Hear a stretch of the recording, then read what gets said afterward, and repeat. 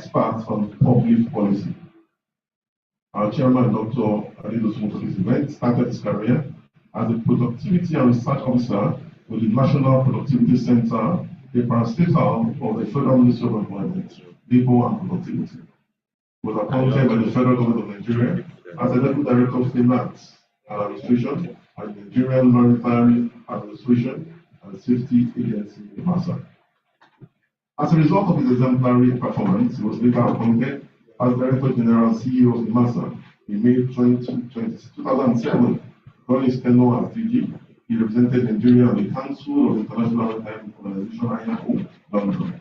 He was a resource person and consultant to the Association of African Development Finance Institutions, Côte d'Ivoire, member of the Development Committee of the Chartered Institute of Personnel Management of Nigeria, CIPN, amongst others.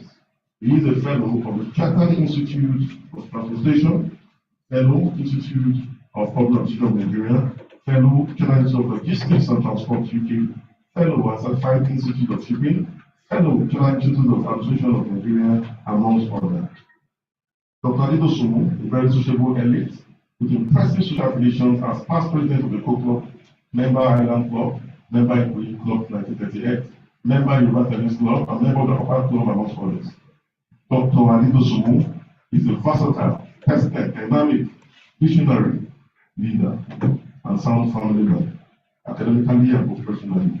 He is married and blessed with lovely children. Please join me as President welcome Dr. Alidosumu, our chairman of the board. Thank you very much, sir. Welcome, Dr. Alidosumu. Thank you. Yes, I also move on very quickly, like I told us. We are here for a very important purpose, and that's to give honor or award to honorees of this event, LWT. And this morning, we have our honorees in our midst. And in no particular order, I will be welcoming now. The photo that I'm mentioning today, like I mentioned, in particular order, in the person of Princess Dr.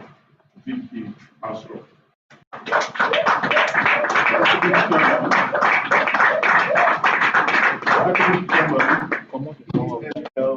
Consultant. Princess Dr. Vicky Astro holds a bachelor's degree in business management from the renowned Albon College, London, now known as Scotland. She was at different times at the London Business School, London Corporate Training, and Pitman Central College, London, where she attended similar courses and trainings. In 1984, she joined Nigerian Petroleum Corporation as special assistant to the Honorable Minister of Petroleum and Energy Resources of the Federal Republic of Nigeria. And right now, very briefly, we're showing an intro of Princess Vicky Astro. Let's put our eyes on the screen. Bachelor's degree in business management from the renowned Holborn College, London, now known as Holborn College. She was at different times at the London Business School, London Corporate Training Centre, at Pitman Central College, London, where she attended professional courses and trainings. In 1984, she joined the Nigerian Petroleum Corporation, NNPC, as Special Assistant to the Honourable Minister of Petroleum and Energy Resources of the Federal Republic of Nigeria. Princess Dr. Vicky Astro has extensive experience in oil and gas industry sector management and administration. She demonstrates tremendous capacity and capabilities in a wide range of oil, gas, energy, and utilities issues, including transactional contract negotiation, construction, joint ventures, projects, and corporate secretariat administration and management, product sales, and supply. She has extensive experience in secretarial management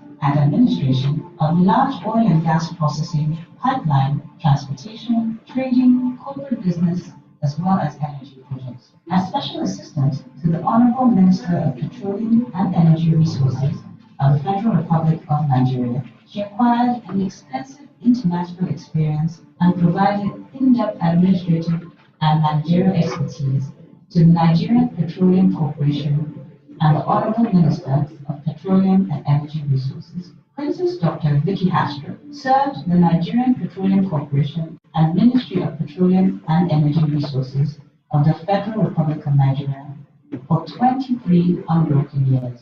She retired from the Nigerian Petroleum Corporation in the year 2006 and ventured into private business in the Nigerian maritime sector, where she became the brain behind the huge and resounding successes of one of the leading maritime companies in the West African hub. She is currently serving as the Executive Vice Chairman, ENL Consortium Limited. ENL Consortium Limited is the entity that oversees the operational activities of Terminal C and D of the Lagos Port Complex, Apapa, Lagos, Nigeria. Under the leadership of Princess Dr. Vicky Hastro, Terminal C and D of the Apapa Port has become one of the most efficient port terminals in Nigeria in the area of the discharge of bulk laden ships, which service ENL Consortium Limited has been carried out with ease and remarkable efficiency. Her laudable achievements and leadership qualities were recognized by fellow concessionaires when she was appointed as the chairman of Seaport Terminal Operators Association of Nigeria. Princess Dr. Vicky Hastro is a fellow of the Certified Institute of Shipping and Chartered Institute of Logistics and Transport.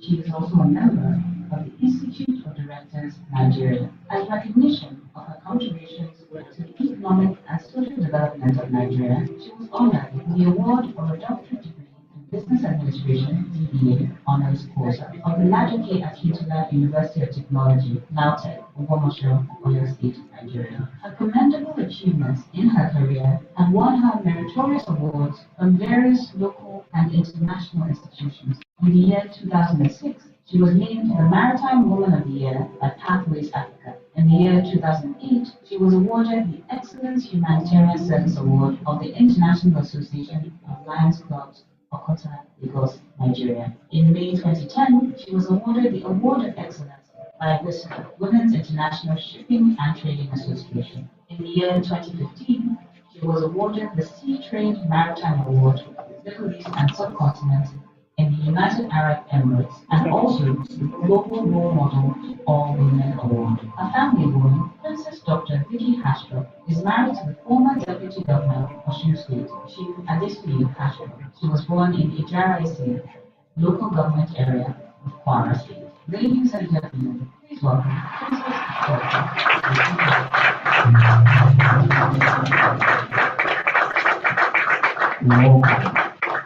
Hello.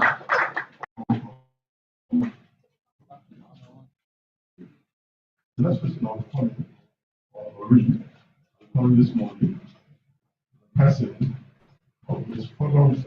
Fumi Folarunsho, Secretary General, African Ship Owners Association. Help us welcome. As a legal practitioner and maritime consultant, she has a first degree in law from the prestigious University of Lagos and a master's degree in shipping law and maritime studies from the University of Liverpool. Her maritime career started in 1983 as a pupil counsel at the Nigeria Federal Ministry of Justice. She was the second Nigerian Registrar of Ships and an assistant legal advisor of the Federal Ministry of Transport and Aviation. After her brief internship at the IMO in London, she resigned from the public sector and established a law firm and a consultancy firm. Today, she is the principal partner of Excel Law Chambers and Nigeria's AFCFTA co-champion for transportation private sector. She has been a woman of many firsts, some of which are First Director General of the Indigenous Shipowners Association, Executive Producer of the First Maritime Television Program, First Executive Secretary of Nigerian Maritime Expo, NIMAREX, First President and Member of the Board of the International Association of Women in Shipping and Trade Association, WISTA, Nigeria Branch, First Secretary General of the Association of African Shipowners. She is a trustee of the International Association of Women in Africa, Nigeria, the chairman of the publishing firm NMH Publications Limited, a member of the Nigerian Fleet Implementation Committee, the the Secretary of the International Mission to Seafarers, Lagos Branch, Secretary General, African Shipowners Association, a respected African in the African maritime space with passion for a truly thriving African maritime industry. Ladies and gentlemen, please welcome Ms.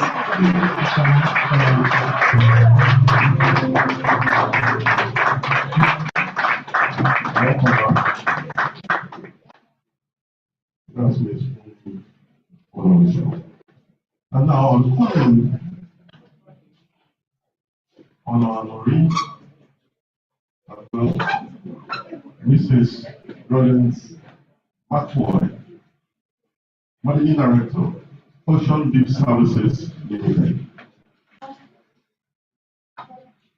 Rollins McFoy is currently the CEO of Ocean Deep Services Limited. She has a BSc in Public Administration from Lagos State University and a master's degree in Industrial Labor Relations from the University of Lagos. She is a seasoned maritime administrator, specialist in cabotage and maritime labor mediation. She is also a UK trained professional in crewing and manning and expert in maritime security and administration. Her hand tested on several multinational oil and gas and shipping companies, as well as government assignments and projects in Nigeria and Africa. She has held management positions in several multinational maritime organizations in the last 19 years. She was the Executive Director, Admin, at Primacy Finesse Limited, Oil and Gas Company, and Administrative Manager at MRS Oil and Gas Limited, among others. A major consultant to Marlin's Maritime Academy, Scotland, UK, to Nigeria, cabotage and maritime labor, consultant for Dover Tankers Greece,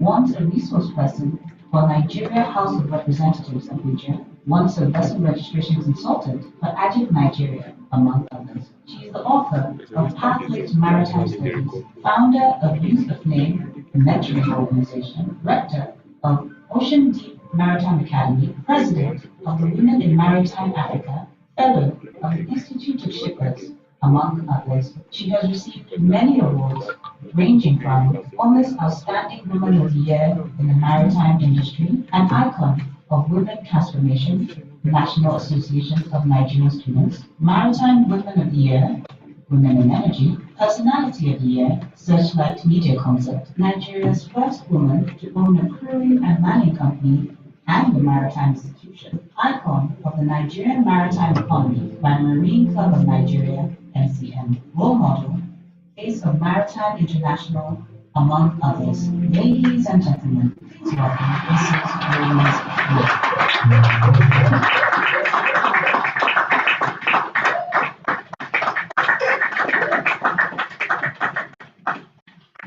Thank you very much.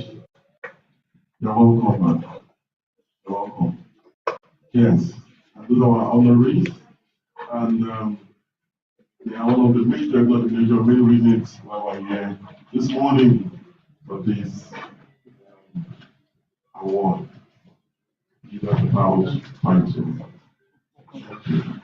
And also, the major part of this event today is our colloquium, particularly where we have our panelists that will be discussing issues that surround our theme for this event. The theme is inclusive human capital. Yes, inclusive human capital in the maritime sector. And while erudite panelists and scholars among us this morning that will do justice to that discussion. And secondly, we also have the opportunity to also contribute to that discussion this morning. I'd like to call in particular order of our panelists for this event, Mrs. Olake Oladapo Sodi George. How about you for our please? Welcome.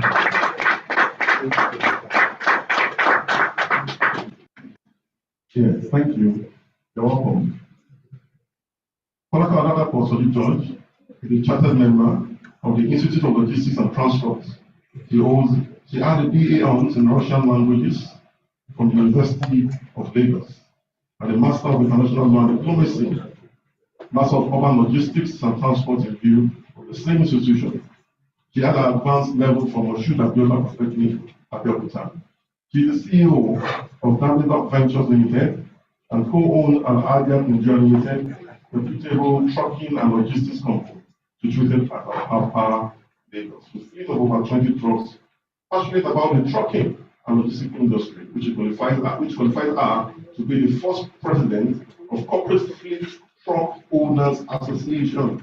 She is also the vice president of Council of Maritime Transport Unions and Association, vice chairman of the Amalgamation of Container Truck Owners Association, and member of Women in Logistics Transport in Nigeria, former chairperson of Women in Logistics and Transport in Nigeria, 2019 to 2021. Global Vice Chairperson, North and West Africa Women in Logistics and Transport, 2021. Her dexterity in the maritime and trucking logistics sector earned her Youth Revolution and Awards. She's a role model in Women in Logistics and Transport. She earned a distinguished MILD Award from the Department of Jurisprudence and International Law of the University of Lagos in 2015. She earned the Revolution Award by the Nigerian Ports Authority, Lagos Port Complex 2020, among others. Our hobbies includes giving to humanity, traveling, and cooking. And that's our very home. You're welcome. Thank you very much. Also this morning, we have also part of the panel, our own Dr. Edmond Chinaka.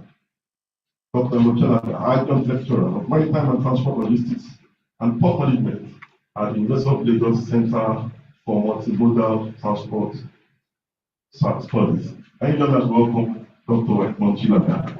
Welcome. Edmond Chinaka is an Adjunct Lecturer of Maritime Transport, Logistics and Port Management at the University of Lagos Center for Multimodal Transport Studies. His PhD research, completed in 2015, led to the completion of the rise, fall, and reputation of Africa's pioneer carriers, Nigerian National Shipping Line and Black Star Line. Dr. Chinaka is the editor-in-chief of Dreadgeo and Owl magazine. You can find that on www.ephman.com.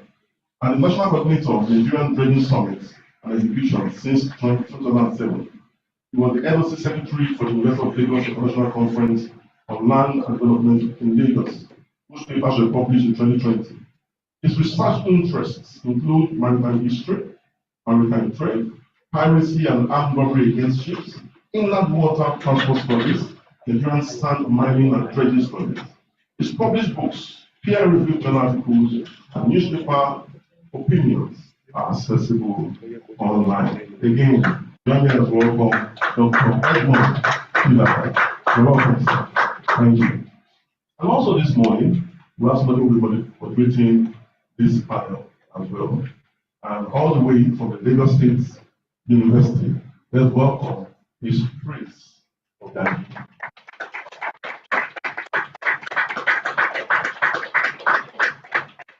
Thank you. Praise of Daddy. You're welcome. Yes. I thought that focus of praise. You're welcome. The lecturer in international trade at the Lagos State University. Yeah. The next item on our agenda is actually the opening remark from our founder, CEO CVL. He's not in our mystery live this morning. He's unavoidably absent physically due to exigent the side of politics, no, national interests. National interest. Let's welcome into our midst online though, Professor Pat Utomi for his opening remarks. Thank you, Prof.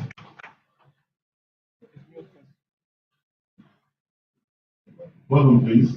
I'm thrilled to be able to join this morning, even by way of a virtual presence. The maritime sector is a sector very dear to my heart. I should begin by saying how proud I am, how I feel that we were able to get my dear friend, Dr. Adedosumu, to chair the event of today. He has been a partner in the many years of my involvement in trying to build up the maritime in Nigeria. I recall with pleasure a day in 1994 when the former Wazir in Zazzau, I think he has a new title now. I think it's Makadi. I don't remember the real title. But Raji Munir Jafaru, then Director General of the National Maritime Authority, Nigerian Maritime Authority, called me and said, look, can you help us? We're trying to build this sector into world class. That became the formal engagement or involvement with the maritime sector for me.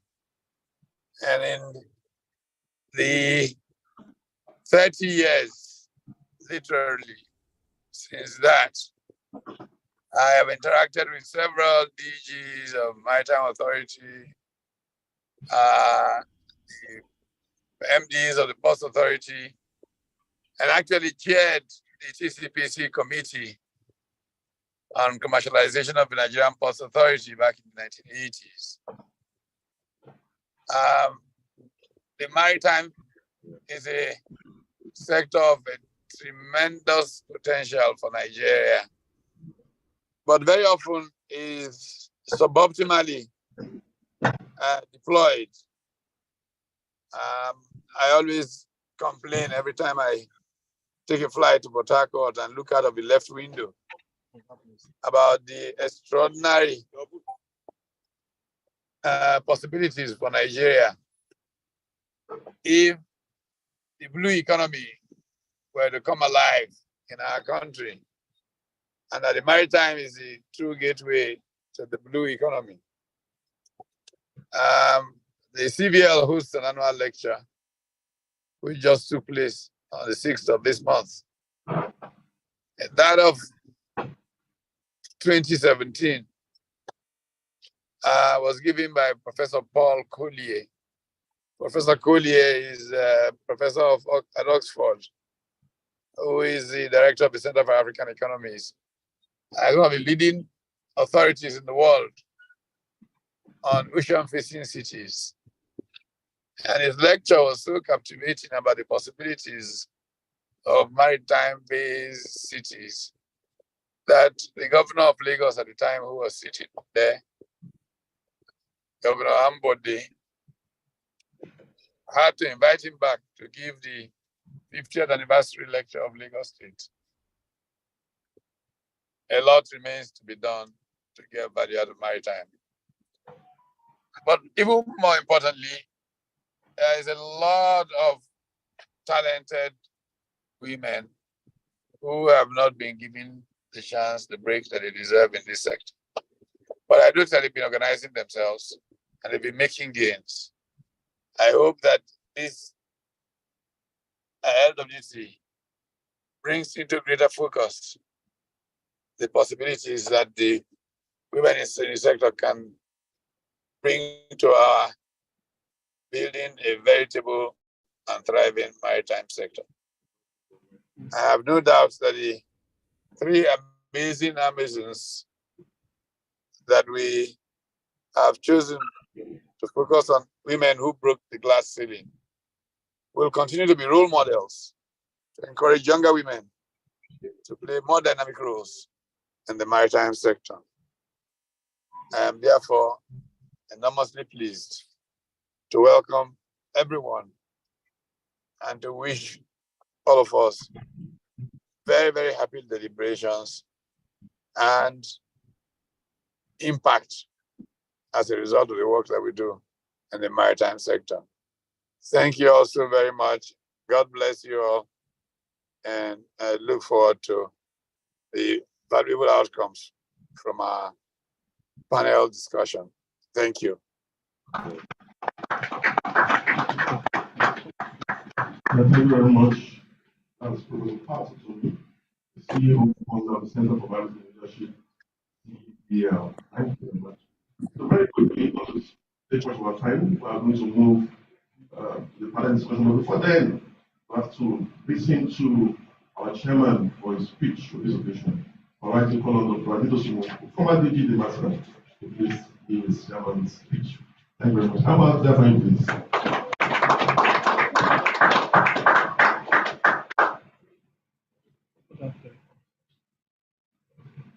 Let me stand on the protocol already established by the MC. I want to start by saying good morning and welcome to this program, everybody. It is my pleasure and honor to be part of this 58th CVL Leader Without Title Colloquium in honor of outstanding women who broke the mystical glass in their various. When I was called upon to chair this position, I had no choice but to honor a man who has contributed so much to issues of leadership, development, and management in this country, and that is Professor Patrick. And of course, to also honor the distinguished women who are trailblazers of this industry. Today's event is to honor these outstanding personalities and of course to also have a discourse. There is no doubt that these personalities have contributed so immensely to the sector where they have served. The maritime industry, of course, is one of the most important sectors of our economy. In fact, it is the gateway. But I can say that prior to the 90s, the sector used to be dominated by men. Until recently, when women decided to break the case.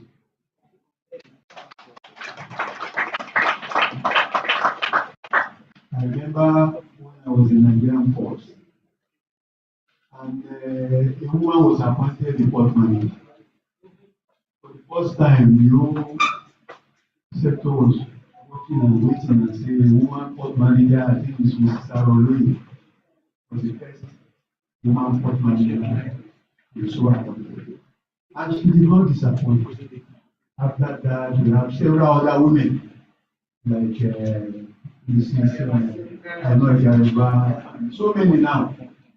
So you can see that you have not only broken the keys, you have also shattered the ceiling. Today, I can comfortably say that women have given a very good account of themselves in the industry, but also effectively competing with men. I have had personal experiences of seeing quality of the service that women have given.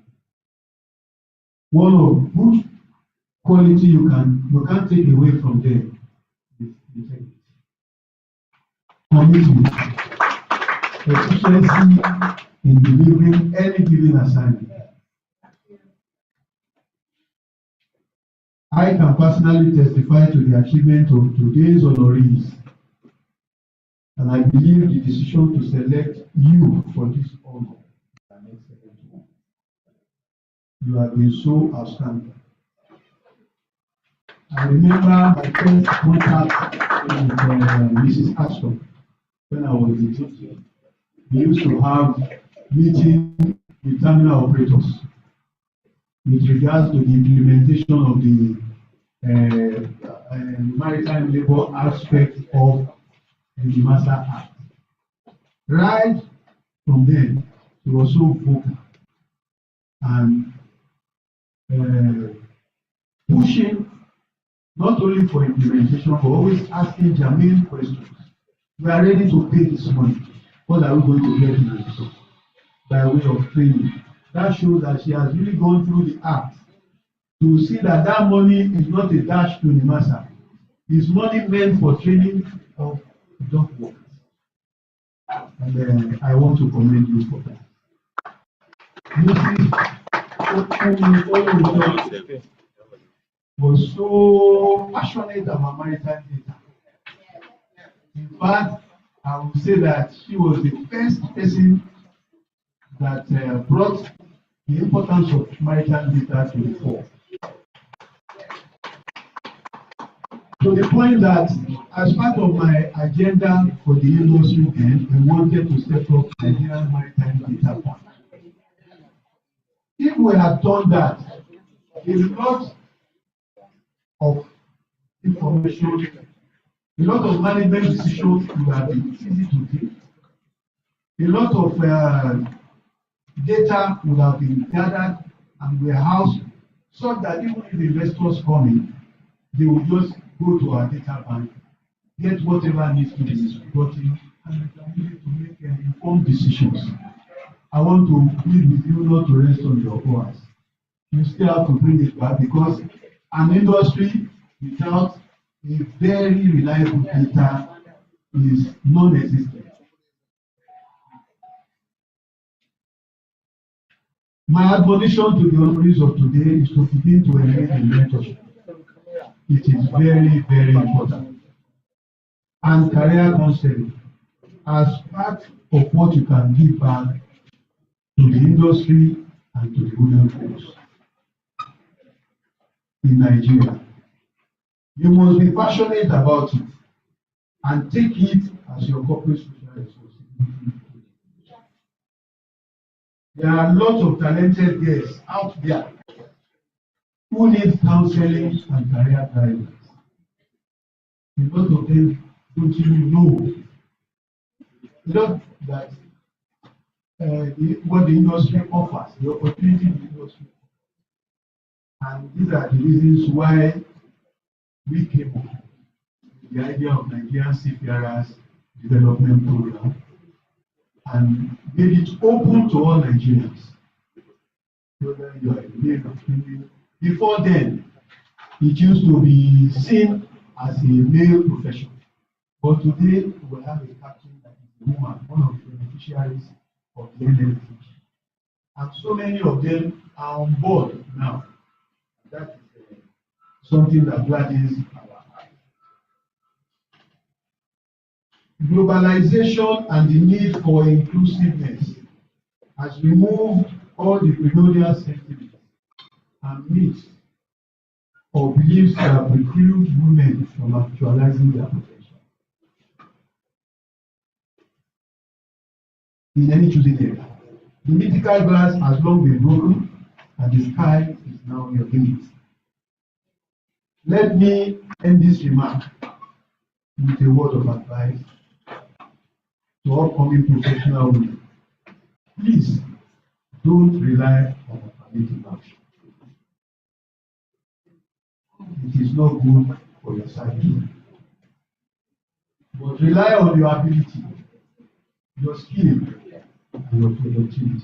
Thank you very much.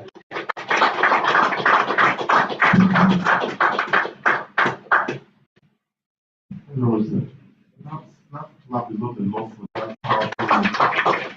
powerful, real-life presentation. I hope this gift of I used to be powerful on the floor this morning. That speech was very practical. Very, very. Thank you very much, sir. Original, I like that. Original. Thank you very much, sir, for that. Wow. Quite. So we're going to the room now. And we have a powerful, like experience, practical, original discussants with us, or panelists with us this morning.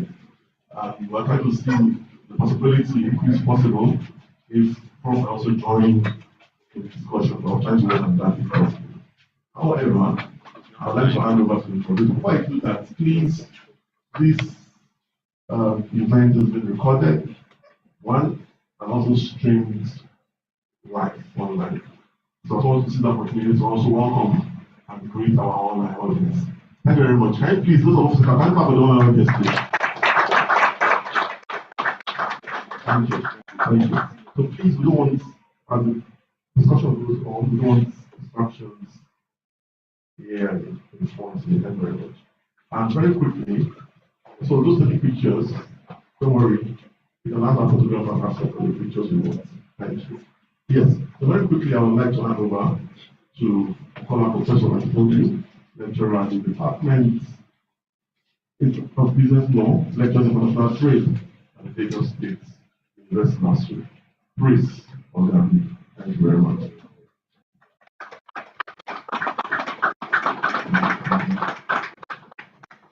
Good afternoon, everyone. Thank everyone here for attending. It's a pleasure to moderate this colloquium section. So I would still want to acknowledge the awardees here present because I don't think that can be done enough. We are the reason we are here. And first, in no particular order, I would like to welcome Princess Dr. Vicky Astrop, and I was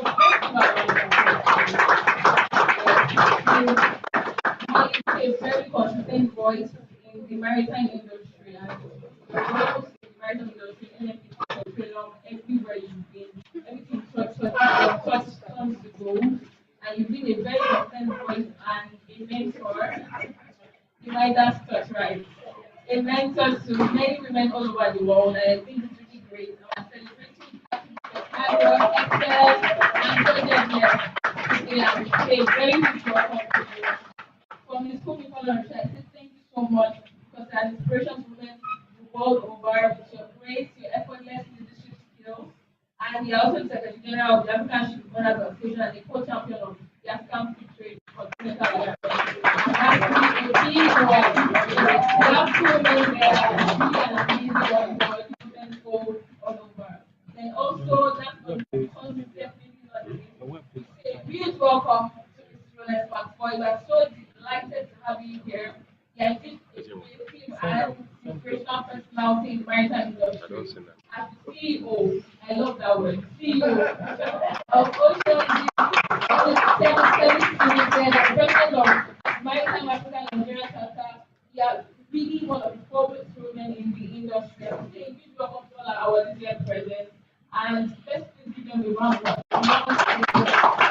I also acknowledge the founder of this great initiative that Center for Value Industry, that's Professor Anthony, and the chairperson is lovely and beloved wife, Professor Ifoma Otomi. Let's just give a round of applause for being about this really amazing and initiative. And of course, our discussants today, I say a huge welcome. Dr. Montilla is an erudite scholar and one of the foremost brains in the maritime industry. His magazine, Dredge, Drill, and Fall brings people opportunities in the industry as well as keeps the public up to date with happenings in the maritime industry. And that's a really huge work. He's the editor-in-chief of the magazine, and I cannot even begin to imagine all the work that goes into that. So we also thank and acknowledge the presence of Mrs. Folake George, who is also a leading maritime practitioner in the country, and she's the CEO of Damidog Ventures Limited, and she's really a very great mind, and she's here to discuss with us, and I really hope to learn so much from everybody here present. And of course, finally, I will not neglect to mention our amazing audience, our beautiful, gorgeous, lovely looking audience that are also here to listen to us and engage with us. And I look forward to a stimulating and very interesting and engaging conversation with everyone here present. Thank you so much.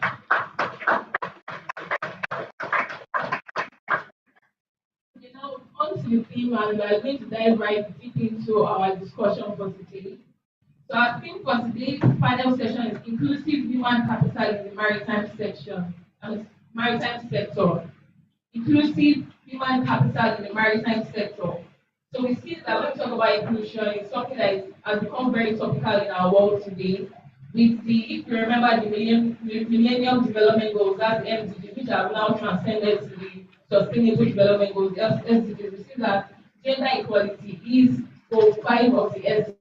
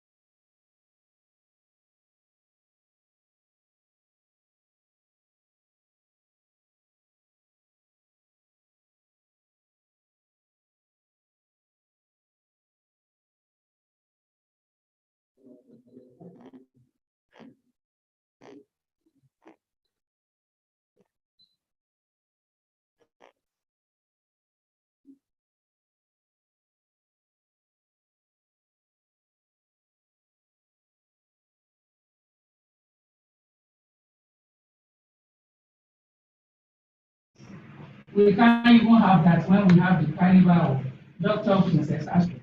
Controlling at a very big seminar in the report, there is no crisis, everything is going on well.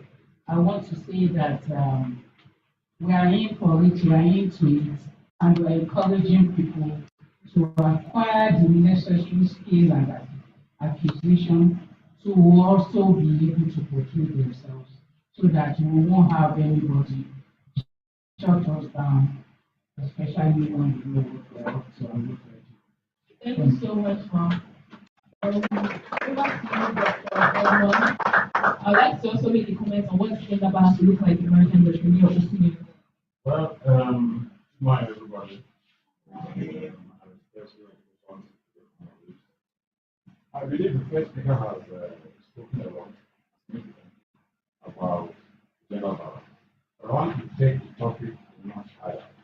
You see, whatever disputes, whatever controversies we may have about the job sharing with sexes, especially in Nigeria, I would say is because whereas we are celebrating honorees today as having broken the glass ceiling, Nigeria itself has not broken the glass ceiling on maritime trade. It's a shame. It's a big shame, and that is why we are having issue about people discussing the inclusion of the sexes. if the Port of Miami employs 176,000 workers, Port of Miami alone. The Port of New York and New Jersey employs more than 140,000 workers. Yes. And that is where maritime trade has been taken to its optimum. So Nigeria has not done that. We have just been dancing like a circus. We invite the LWT and we sew a local cloth for him and he's dancing around and we are just, so the international community, we are a laughing stock. We are a laughing stock. So Nigeria has not maximized her potentials at all, and that is why you can even have a topic like the inclusion of the sexes.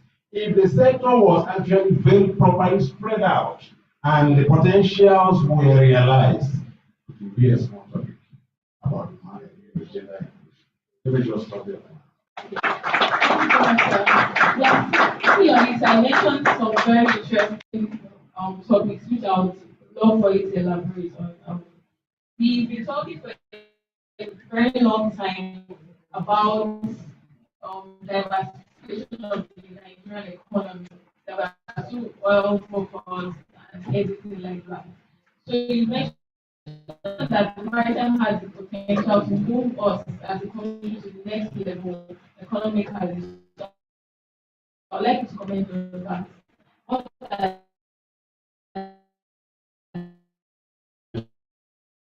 Like that, okay. If you read the latest interview of Pajama in the master, you're also talking about not being happy to celebrate when the industry is bleeding. So he admits that there's a failure in the system.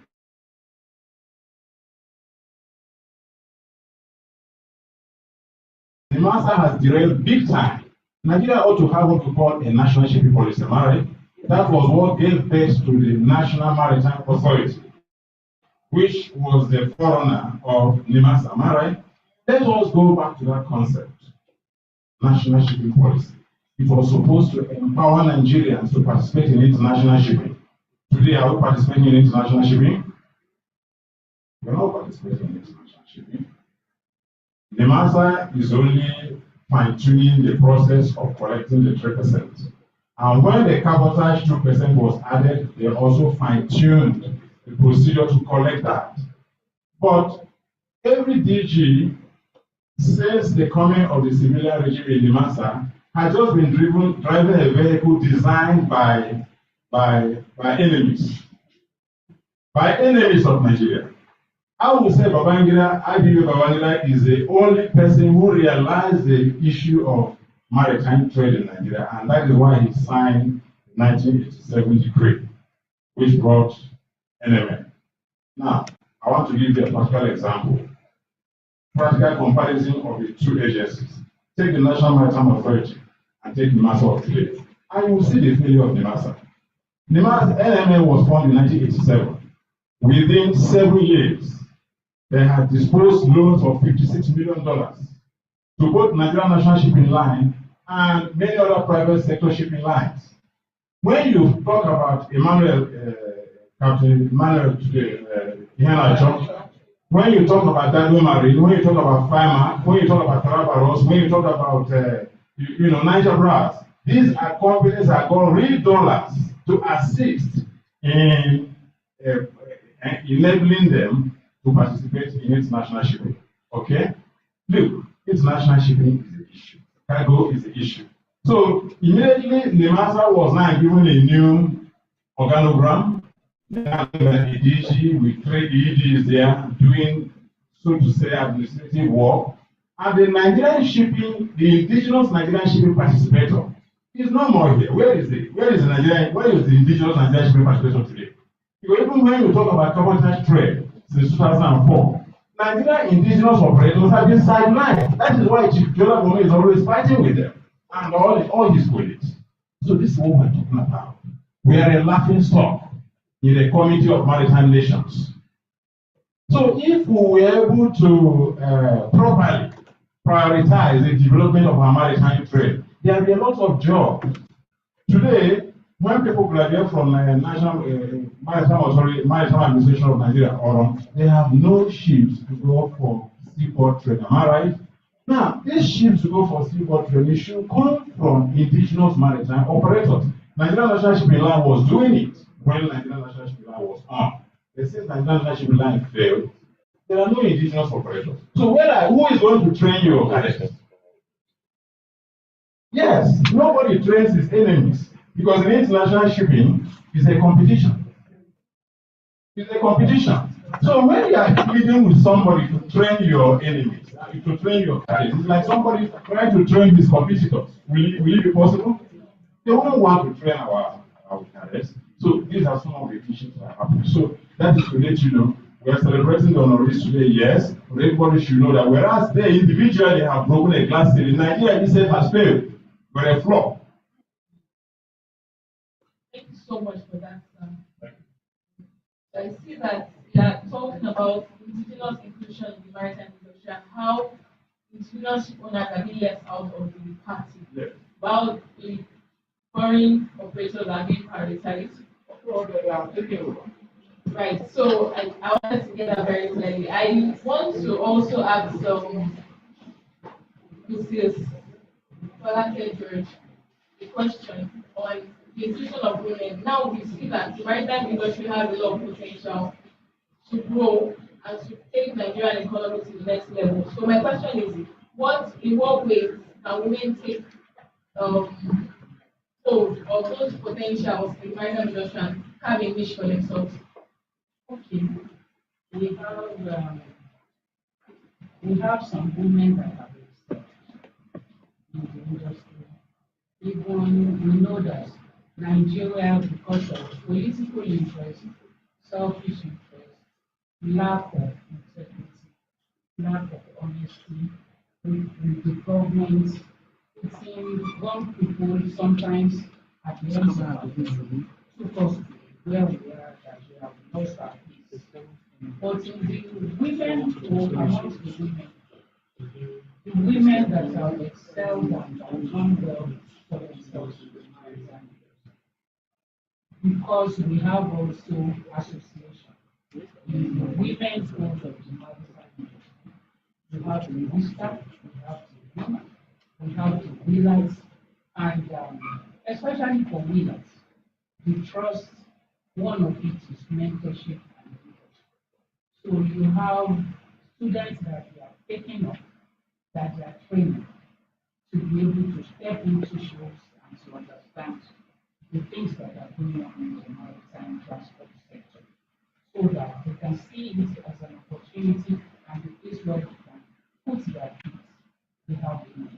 We have during the tenure of Ajay Mr. Alausman as the managing director of MP, she also encouraged women that have the potential. She brought them into showcase, gave them their rightful position, and encouraged a lot of younger ones. That even as she has stepped aside, she still has those younger ones that she has taken as a mentee. She's still following up with them. So I want to say that we have plans that are mapped out at least to get the women or the younger ones also into where they should be.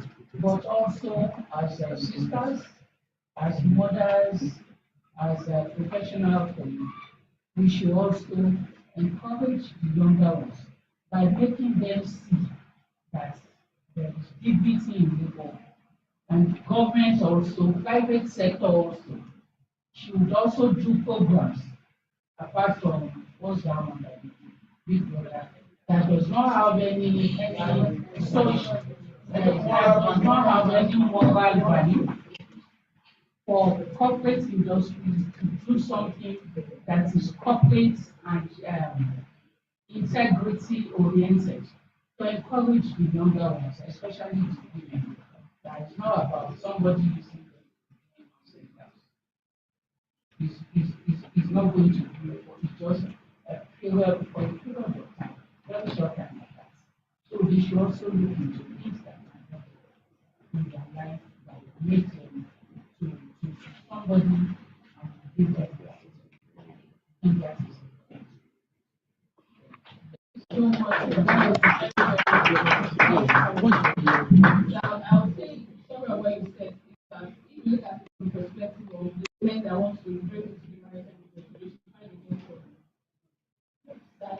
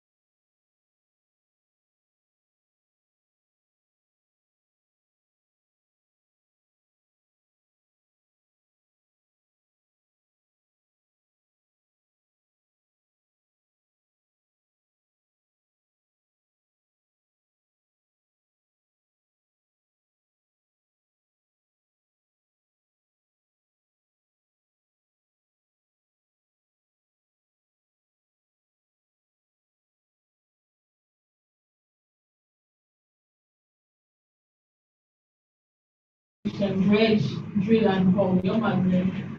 Yeah. So your aim with the magazine is to keep the public informed about happenings in the petroleum and maritime industry and opening the eyes of persons to opportunities that reside in bad sectors. Like went through a bit of research on your site. I saw that you have a lot of interviews on people and persons in maritime and some technical aspects of maritime.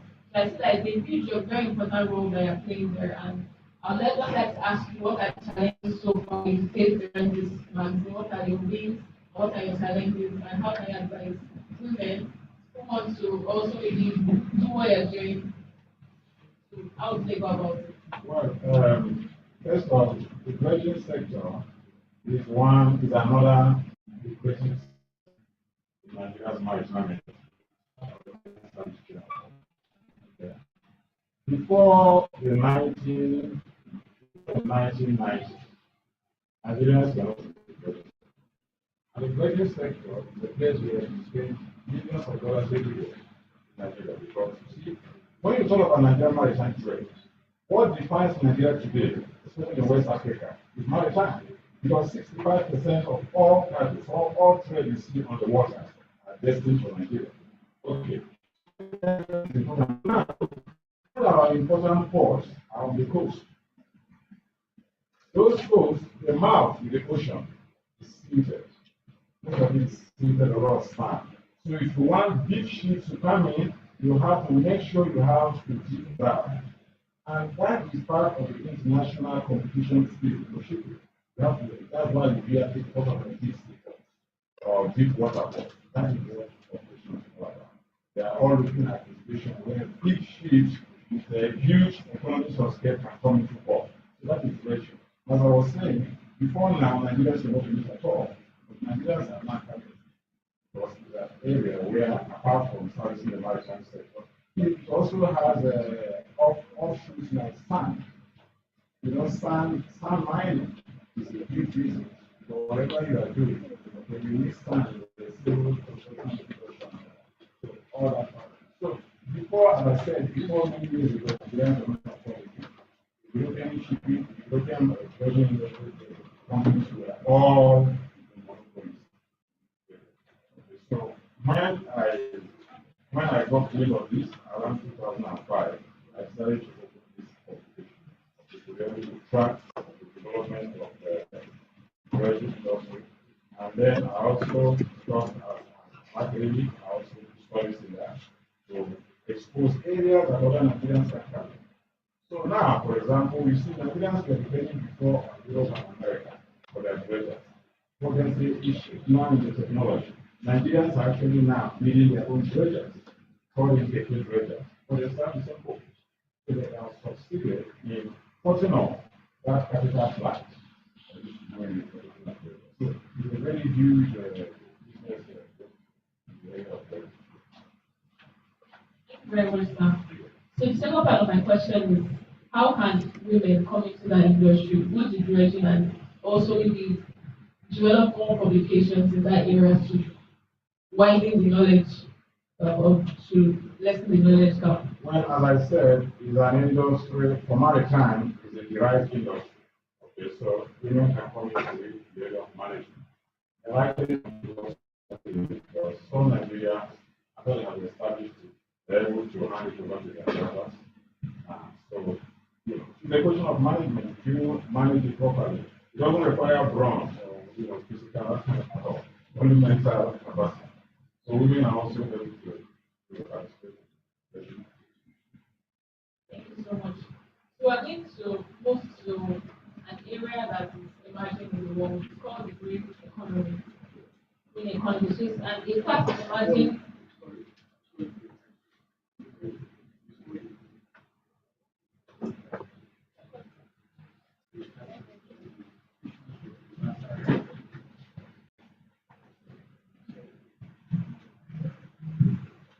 Thank you very much. I just want to acknowledge some of the issues and then to try to bring yes, there's a huge lot of difference between Masa and LLA. His mandate was very large. The Masa today has a wider mandate. It's the combination of two major agencies, generally matched with NMA performance, where you are dealing with issues of habitat, dealing with issues of marine environment, all these were not maritime safety, maritime security, maritime labor, maritime capacity building, and shipping development. The major responsibility of NMA then was shipping development and to some extent maritime safety. The NASA Act is very robust. I agree with you that the implementation is still far below expectation. But the Act is very, very robust. It has made provisions for lots of things that the industry needs. Shipping is an international business. There should be no sentiment to local business getting involved in shipping. Yes, if they can come up on international level, because ships that move from one jurisdiction to another are regulated by international conventions. And again, you know that acquiring these vessels, these ships require everything. I agree with you that yes, there was SASBS, shipbuilding and acquisition, but if you go to the NASA and ask about what happened with that fund, a lot of money was lost. A lot of people did not know that. And that is the reason why this habitat vessel financing is now going to be discussed in conjunction with primary lending institutions. PLR. Because the master made a mistake in the past, giving money out like a bank when you don't really have the skill for appraisal. But now the master is partnering with the bank to say, okay, we have this money, but can you guarantee and appraise these people to see whether they are qualified to attract this money? And when the bank is doing appraisal, they look at your ability to repay and the type of business that you are doing. A lot of responsibility is on our government because government has not done enough. Let me tell you, if enough attention is focused on the matter, the issue of empowerment, unemployment, and even prosperity for the nation can be easily addressed because that is the regulation. For instance, most of our people look at the people that is lifted out of this country, only go and say, and in shipping, If you have money, you are not in business. If you have a ship, you are not in business, except you have cargo. If you have cargo and you don't have money and you don't have ship, you are in business. Because you can take that your cargo, that your paper, to the shipyard, they can give you a vessel. You can take that your paper and say, look, Yemen shipyard, I want this type of vessel. I have this contract with NNPC. They are going to be paying me $300,000 every day. My bank will be giving you 100,000 out of it daily. But without that, how many people can come up? How many of our people have access to this? So part of the thing government should do is to liberalize government cargo so that people can have access to it. It is not by saying that people should go and get money and buy vessel. No, if you give them cargo contract, they will be able to get vessels that will do the job. You don't even need to give them money. If NNPC gives a contract to Raja Lami to Makana, I'm sure she will call me and say, how are we going to do? I say, okay, let's go to the next shipyard or this shipyard. And if it's something that can be built locally by Greg to go and you go and talk to them. Once they see your contract and your bank guarantees that no, this money, this woman has given us standing order that we should pay 50% of this money to you, maybe for 3 years or what. So that is one area. The issue of human capital in the industry is why we are talking about it.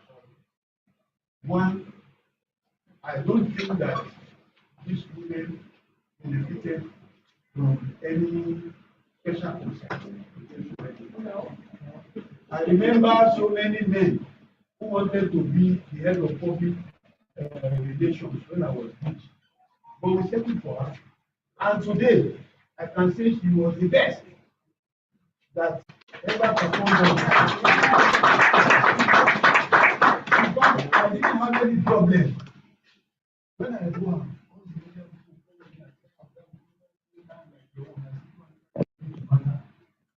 she was not arranging everything. So many things need to be done. Then the issue of dredging. They are doing dredging. But just like the writer said, dredging alone is a big business. If you know how much Nigerian folks spends on dredging, it's enough to empower our people. If they give that contract instead of bringing Israelis and all this, what is dredging? You want to bring in the dredging and the dredgers. You do maintenance dredging and you do capital dredging. And even the sand they take out of the water is a lot of money.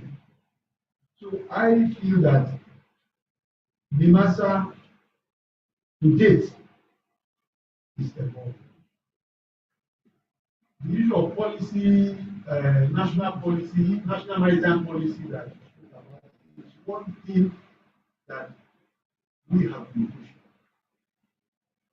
Because it's very, very important. There must be a round table once in a year where everybody comes together and say, how do you take this industry to the next level? The master cannot claim to have all the expertise in that agency. The experience of the maritime administrator is different from the experience of the operators. But when everybody sits around the table, you'll be able to come up with a very sound, robust policy that will propel the industry to a greater height. And I want to commend you because you seem to be so knowledgeable about this sector. But again, we also need to look at problems. Because if you look at those acts, our problem is our problem. I have to tell you, I have been on that scene. There are so many things in that act.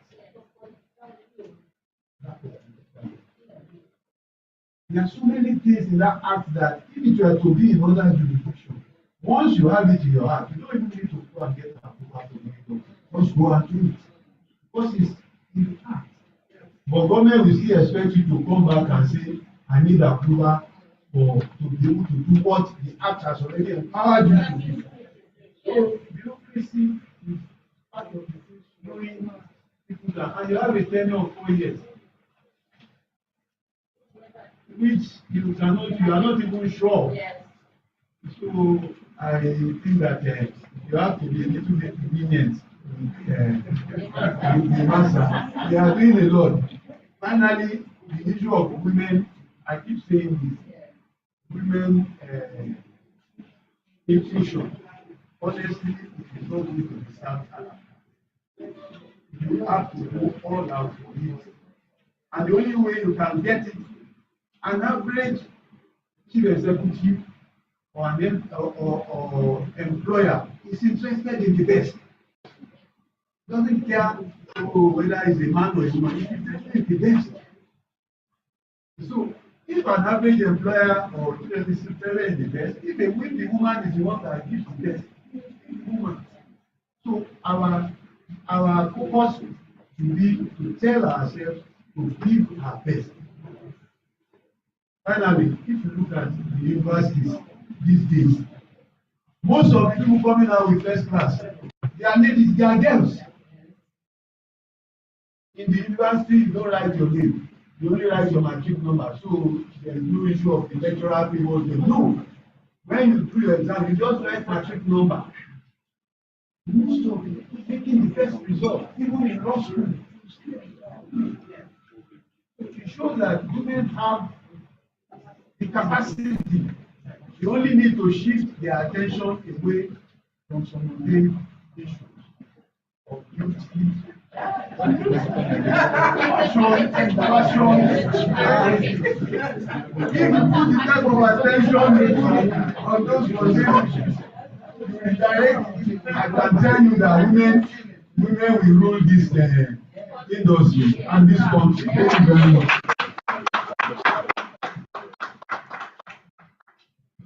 Thank you, Mr. Chairman. I really like your last statement. The women is not all about guilty. That we have is guilty plus brain. The capacity of anyone is not determined by gender. What gender you are is determined by the stuff that you have inside of you, what you are made of. The quality that you are required and you are. I just wanted to I was telling you my which you rightly mentioned, that I think the core of the problem is confidence.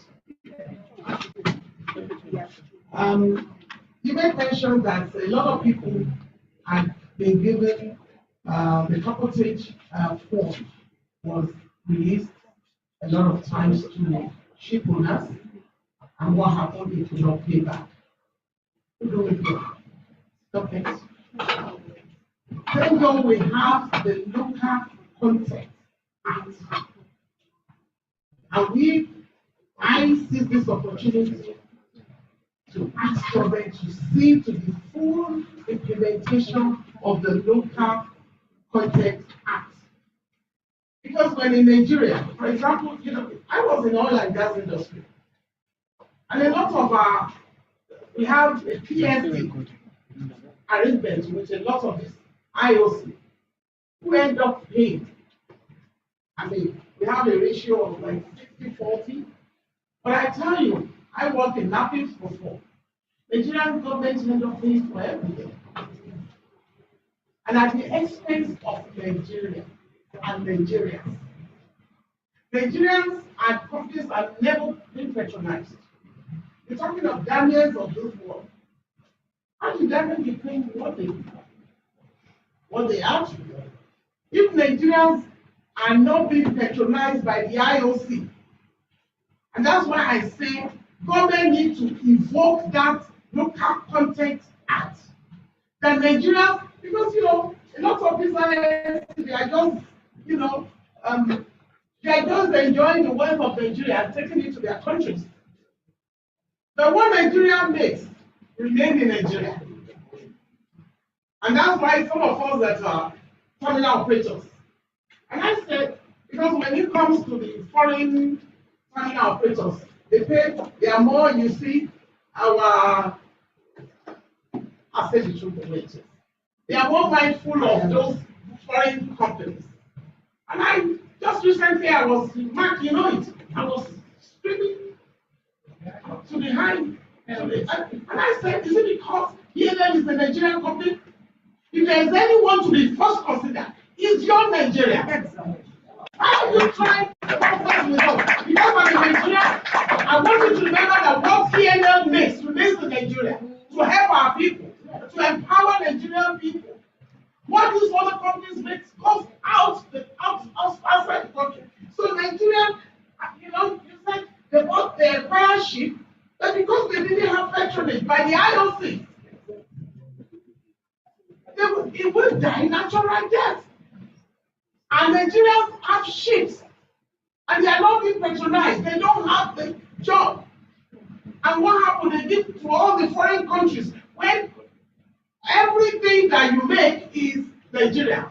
So I just hope this local content act will settle that. I hope it will settle it once and for all. But I'm yet to see it. I hope it will happen. And I hope it will happen by the grace of God. So we need to speak. At opportunities, given opportunities like this, it's a time for us to speak out so that government will hear from us loud and clear. Our own people need to be first of all. In fact, it should be a law. ILC, this thing, shipping, ship. How many Nigerians, first of all, go out? It's only when enough Nigerians cannot provide such services, you can go out. If Nigerian government implements that as a matter of law, as a matter of compulsion, we won't be where we are. I think our problem is government. Thank you very much. My dear sister, you most likely you will cut off my head for this. But because you're my sister, the problem is not the government. The problem is in the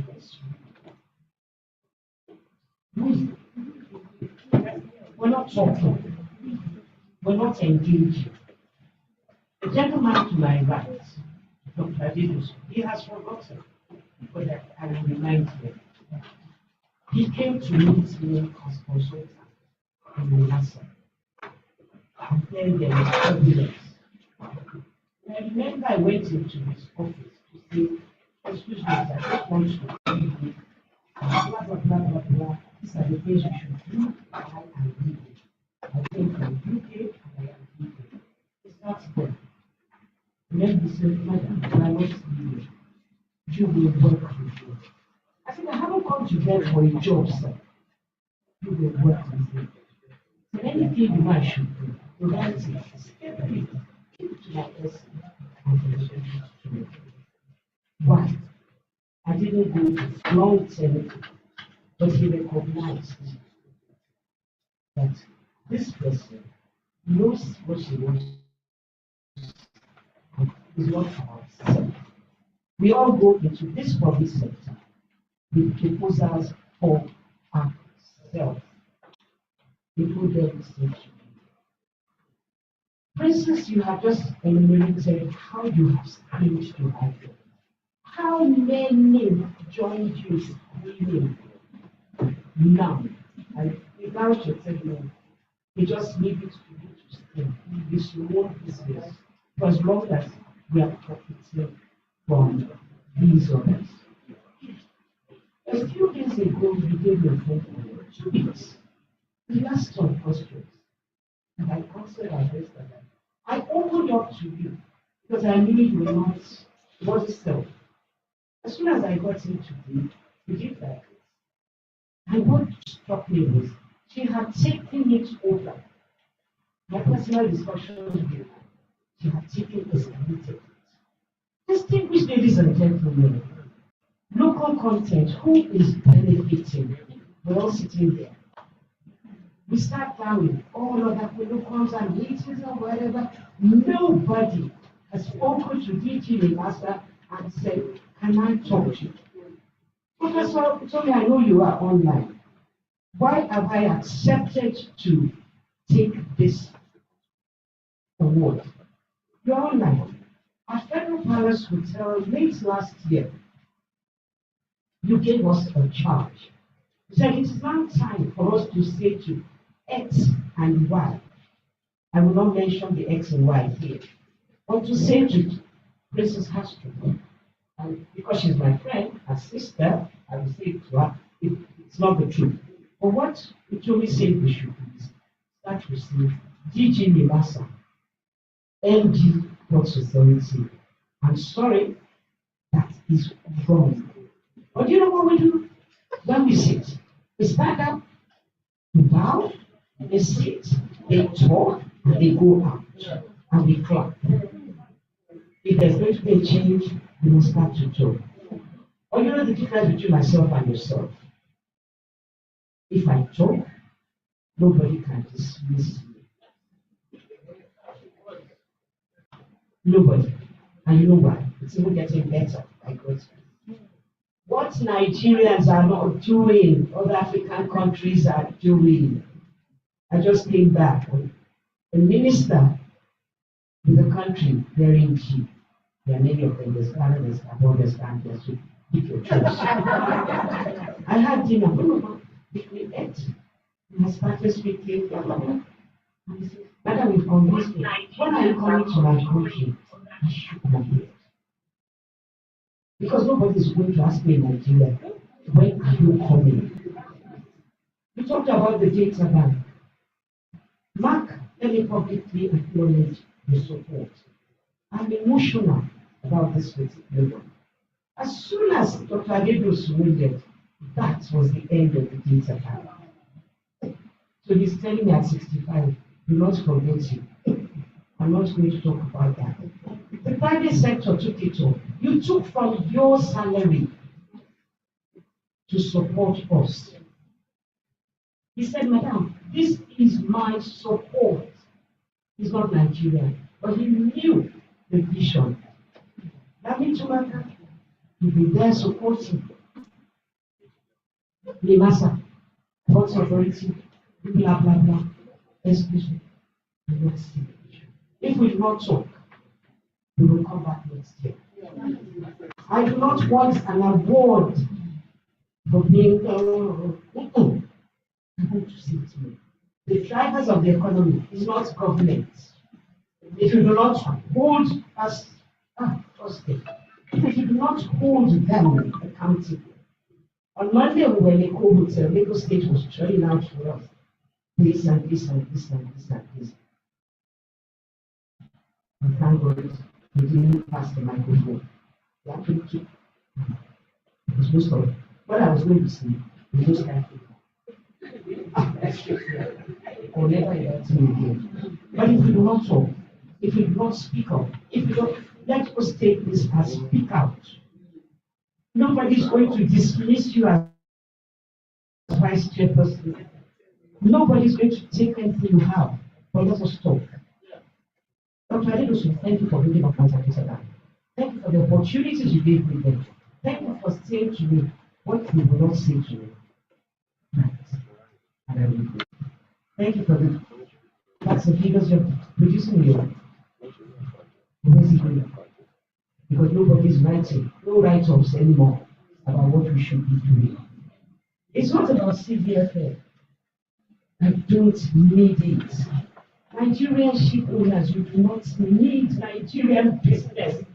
Africa Free Trade Area has opened up larger markets. Madam, if they do, Nigerian ships do not come, other ships will come into your people. Make it good, make it value. You do not come. Let us sit down. We're talking of students. I had the privilege of going to Greece. Greece said to me, in no uncertain terms, excuse me, we are not allowing African students. I looked at them, that's why God has made them to small size. I said, he's going to me. He looked at me, he shook his head and said, oh, you can try. But I know that it will happen.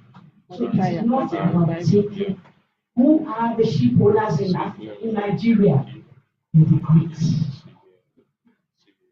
Has who please go and take statistics that patronize this same policy that we're talking about. The vessel owners are Greeks. Have we taken up this? Have we taken up and said we want part of this? This thing is ladies and gentlemen, the point is not what it is. The master has not been set up to do anything else for what is in this country. Anybody can just click on it. Their business. And sit down there. Yes, let us go. Let us engage. She's not here in the last 2 weeks. I spoke to them. I don't know she asked. Are you joining again?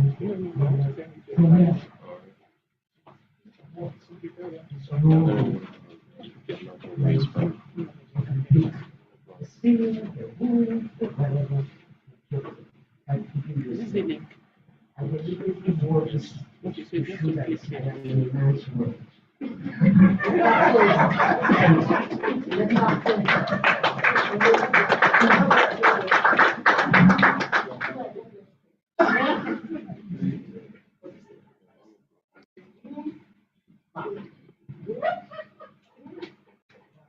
Okay. Thank you, distinguished ladies and gentlemen. Thank you for listening. Thank you, Doctor. And thank you. So, I have scribbled a lot of things here, but I just go through them. I just want to start from the habitat form. Habitat was instituted in 2004. 2004. It came to life. But like I will always say, it appeared it came big idea was brought in there. And then I was thinking when I had 350 million, and I was like thinking from 2004 to this, and I'm like 2% and 3%. You said 3%, you forgot 2%. Everything is going to capital freight and cargo. And I asked, who were the auditors that came up with that figure? What was the parameter of coming up with that figure? And which ship owner or operator has asked that question? What we are bothered about is disburse the capital fund, disburse the capital. Disburse the capital fund to ship owners. How much will that? What ship will that money buy? So, in the event of what my colleague has said, if you disburse this fund to 5, 6, or 7, or 10 ship owners, what happens? Be it known to us that the bone of this industry are our seafarers. If you have all the vessels in this Nigeria and there are no seafarers working on them, I wonder what will happen. Where would the products come from? We're not just talking about liquid product now. We are talking about every other thing, containers and all that. And then we have the issue of training for them. And then again, like I have asked the master over and over again, I thank you for what you said, that it's not government, it's an individual thing. We are the ones. If the government places you there and you say this is what it should be, this is what should be, and you get out and complete shouting from everybody. But because you want to play the game, so you stay there and you continue. And we're still living in the same thing. The essence of habitat was that for every foreigner that is on board our vessel must be understudied by a Nigerian. And you can't tell me that a Nigerian graduate either from abroad or from Iran or from geography, would not be able to understudy and be able to implement in 3 years, or in 4 years, or in 2 years. But when you go outside, Nigerians are the best. But when you come here, we are rendered almost. And on this note, I want to comment Mayor Nobi. When she was the head of legal, she was in the legal department, 2011 or 10, if I'm not mistaken. She will catch the foreign vessel and she will tell them you are going nowhere. She will tell them you are going nowhere. I never had a relationship with her, even though I knew her. But one day I was summoned to her office. And she said, I asked for you because I learned there is now a woman that is a manning agent. You are the first woman to be in this industry as a manning agent. These vessels are going nowhere until they take a Nigerian manning agent and until they implement carbon. Looked at her. That was my first contact with her. She might not remember, but I'm talking. And she told me, in 2 white men were there from Greece, like you said. Most vessels here are being manned from outside the country. Yes. And we are here. And she said, she just threw the paper like this. She said, I'm done with you. And the man said, bring your profile, bring this, bring that. I came with everything. I'm an administrator. I gave them to him. He looked at it, he said, who owns the company? Who are behind you? She was already working. We were in her office standing like that. She was coming, she was working. And I said, nobody is behind me. I'm behind myself. I am the operator and I am the professional. And I left. I gave him my profile, my card. I left. The next day he called me. He said, Madam, we have a problem in the sea. So if they had not had a problem, they would not have called me. And I said, what is the problem? He said, there's a lot of problem I cannot explain. Please, I need to see you. I said, okay. Give me the document. I'm going to the vessel now. And I went. 2 hours by speedboat. I went there, I sorted out the problem, I came back. I wrote my report, and they gave me that vessel to man. And then I have taken my issue to the master, and anybody that cares to hear many times, I said, good. That's a bit like you said. I said, I am here in this place. I need us to know how many vessels are in this country and their different positions. And I need us to know how many foreigners are on this vessel and how many Nigerians are understanding them. If we don't do this, we are not going anywhere. Our crews, our children will keep roaming the streets. And I've said this many times, why will a foreigner come from the airport to immigration, queue on the vessel, come down, he has gone home. It is not done anywhere in the world. At least if I had not traveled in the course of this job, I've been to like 15 countries. You come down from the airport, they are documenting you. And the agency will be one to tell you your time is up. Bring you down from there, bring you down to the airport. But here, it's a free. And then you try to talk. You write letters, your letters get missing along the way. The next thing, probably you are victimized. Your license doesn't come and all those kind of things. And I was first contact, I tell you, and if I have to stop you what I was saying, but I won't stop it. Me out of this industry, there are so many other businesses to do. We're saying we gave camouflage loan to people who never responded. What was the parameter for giving? Who are the people that were giving the loan? Why could we not recall or arrest them? Were they arrested? Are they spirits? Where did they go to? Where did the money go to? When people just wake up one day and make money and go and buy vessels, and then personality issue, you come and you're giving a loan, and then you didn't know how to run the vessel, and the vessel yakata. And at the end of the day, you are saying it's nonsense. And I will end up by saying, I'll end up by saying, it looks as if, saying the truth in this country is just the issue. It's not about, oh, you said this, okay, we'll look at it. Are we going to meet any of it? What happened to the capital review on February last year? Exactly a year ago. We were not there for capital review. What happened to the seafarers'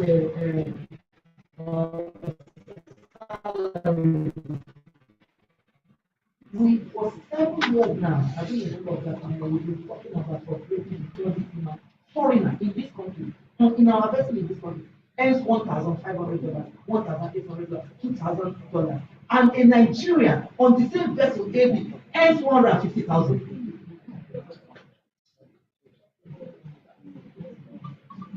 Please, we'll continue to talk. I don't want anybody to be in any position. I'm not interested in any position, but I am a professional. And the right things need to be done. We have to start from somewhere. Thank you.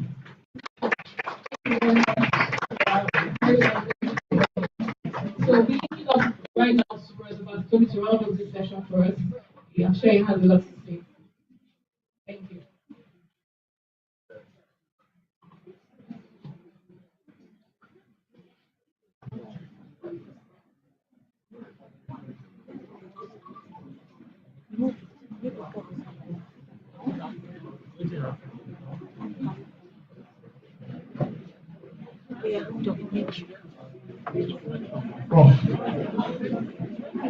Prof, are you there?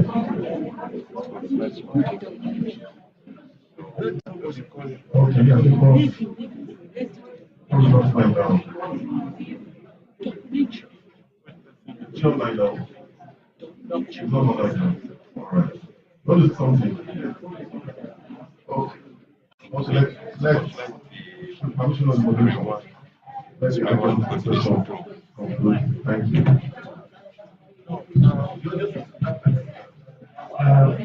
Yes.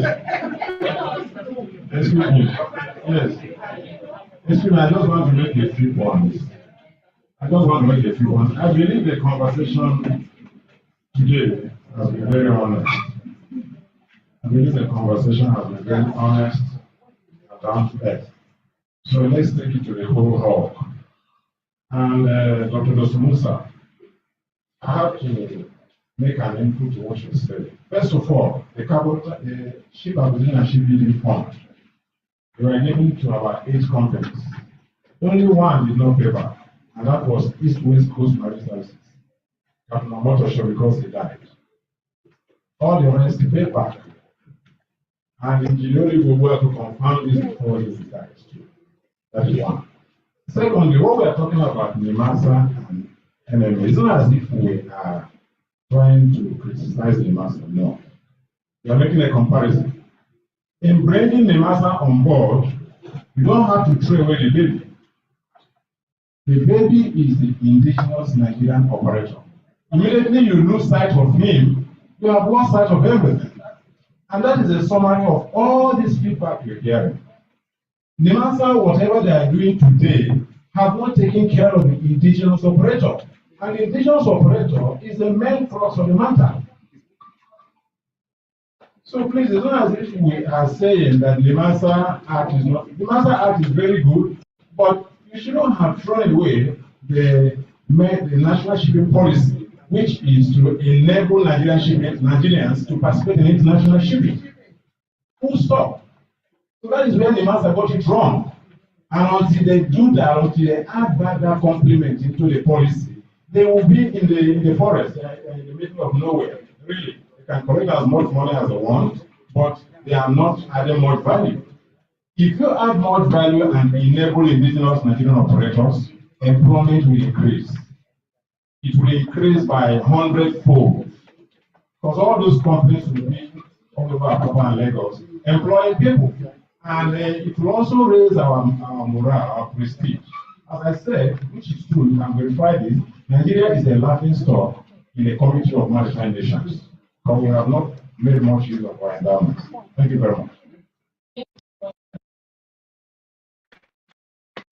So that brings us to the end of this section. I think it has some time for the audience to weigh on what we said. So thank you so much for engaging with us. Once again, praise and having your contribution.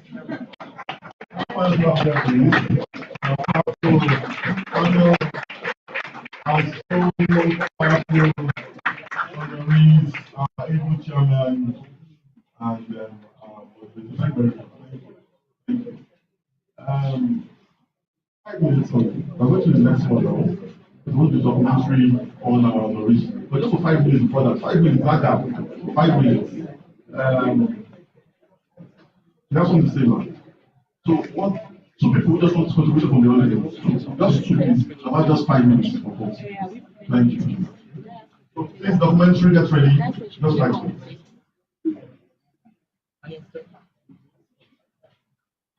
Hello, good afternoon, distinguished ladies and gentlemen. My name is Lami Jumaka.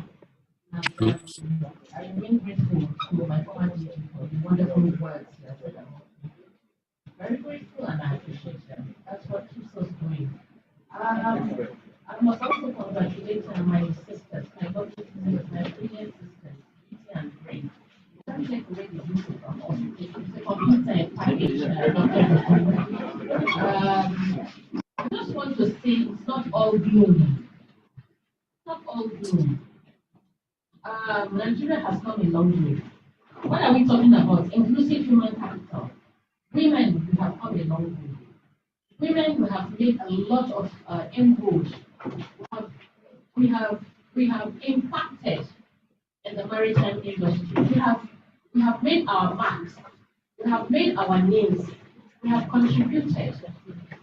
There can be no maritime industry without mention of women. Right from the Soros, Margaret Oracusi, our older mentors, up to Princess Honoree, my dear sister here sitting beside me, Nana, Bola, all of us here, one way or the other, we have made our contributions. We have mentored younger girls. We have gone out. We have shown them. We have let them know that there are lots of opportunities in the maritime industry. There are challenges. There's no doubt about it. A lot of challenges and a lot can be done. I wish a current issue was here to listen to everything that we have said, so that they will hear and maybe that's what we can do. I don't know. But all I want to say is we should congratulate ourselves. We should be happy. We should celebrate ourselves. We're here to celebrate women that have made input, that have made impact in this society, and not just sit down and look as if nothing has been done, nothing has been achieved. We have done well, and I congratulate us. Congratulations, women. We have done well.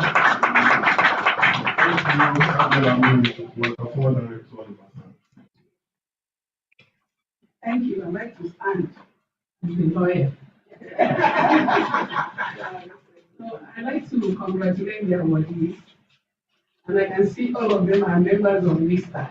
The first president of WISTA. So under the umbrella of WISTA, women have come a long way, just as Nani Tumaka has said. And I congratulate you.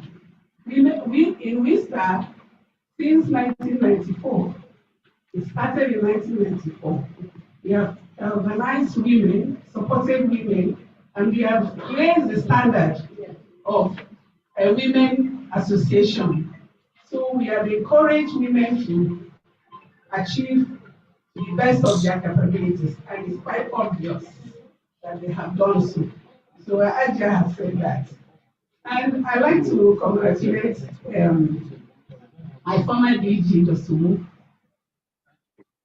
Nigeria's National Seafarers Development Program has been a success, a huge success. I was sent to Akwa to meet the governor to contribute 25 candidates to partake in that program.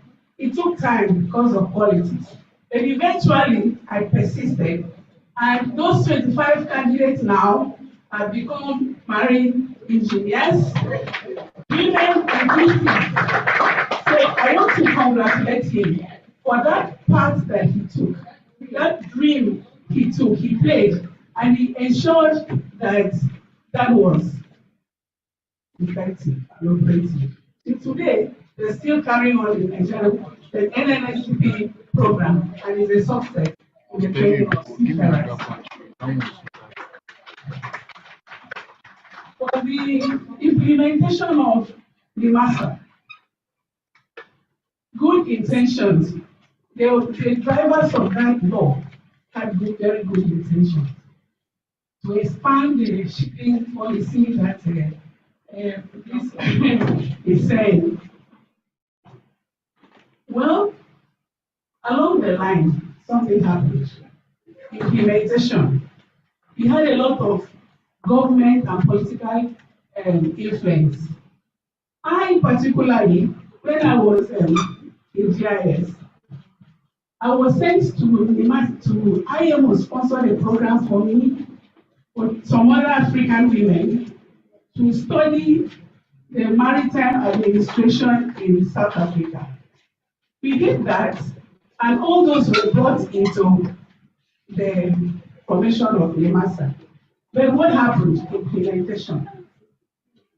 Shipping, maritime safety standards were compromised, and still compromised. It's supposed to be a maritime administration, but how many of those maritime standards are being complied today in Nigeria? That's why Mr. Binaka is saying that Nigeria is a laughing stock in the Committee of Nations. We are really. That's why we've not been able to be appointed in the council.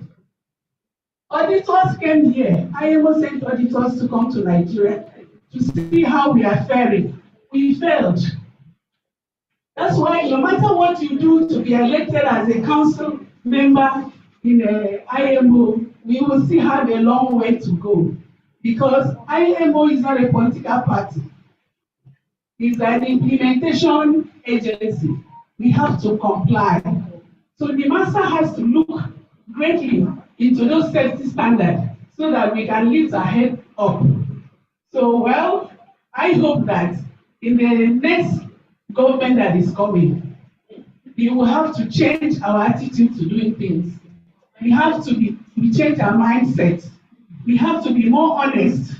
Maybe we have to bring compliance. Maybe we have to appoint a woman.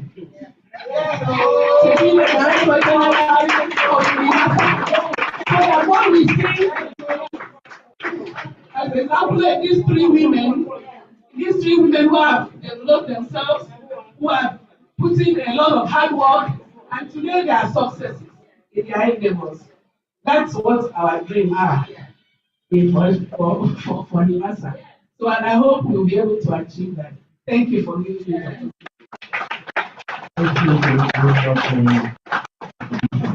And you all agree that this discussion has been very robust. Yes, and let's see, maybe at the end the program manager can repeat and understand. What are going to show again? Communicate, yes, after this program. That's wonderful. I'll give a round of applause to it. And many of us are clapping. We're clapping since let's have ourselves too. I forgot we know the way I'm speaking. Yes, we clap ourselves too. We know that. All right, so very quickly, we're going to do the documentary of each of these. All right? So please go ahead. Please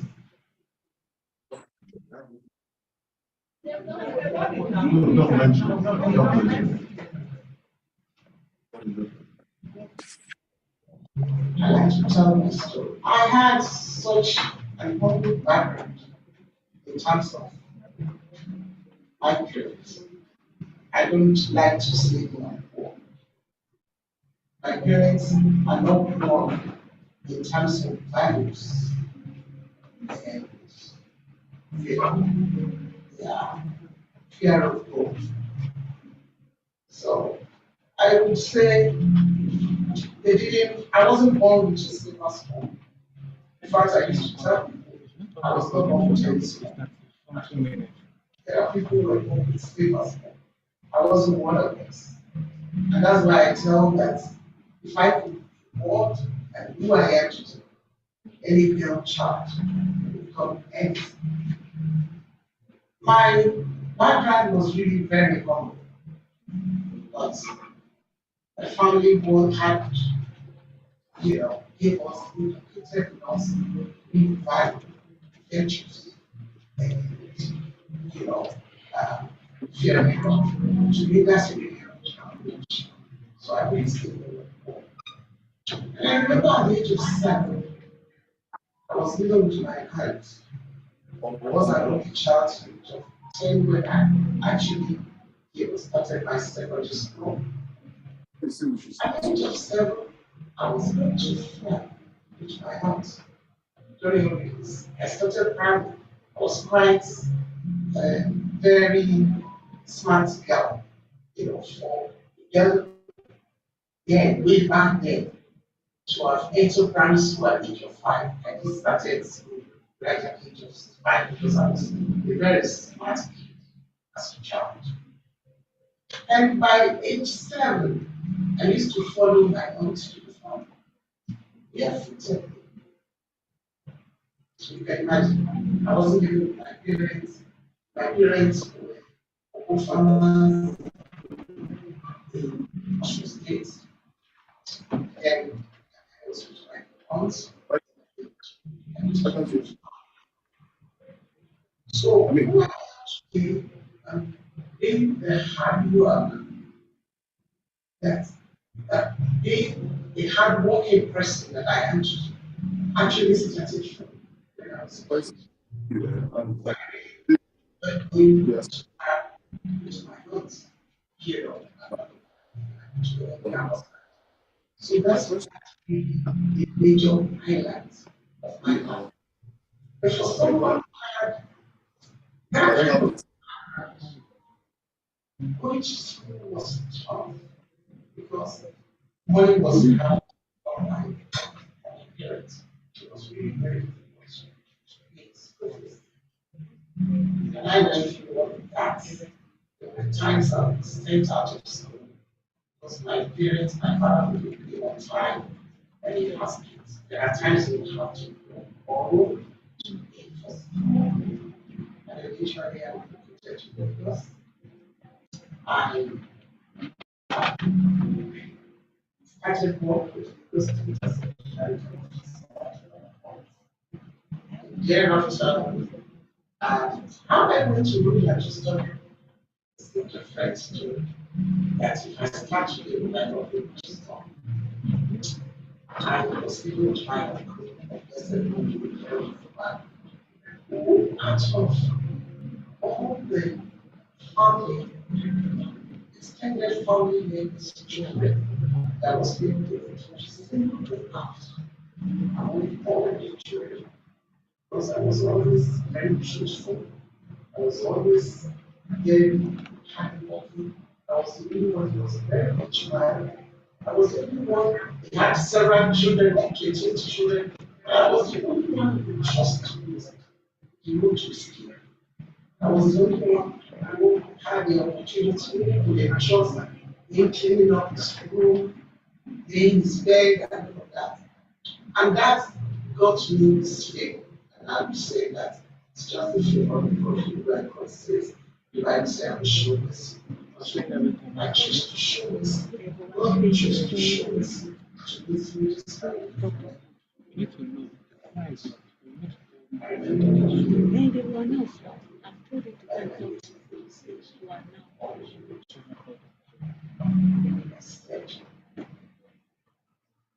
because he had sent out of his children, like that. Actually, just study out.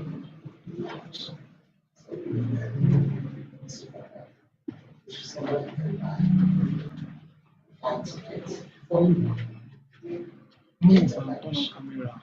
show myself.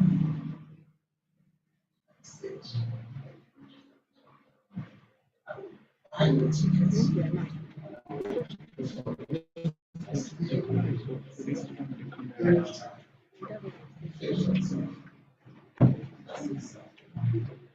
It's a love story.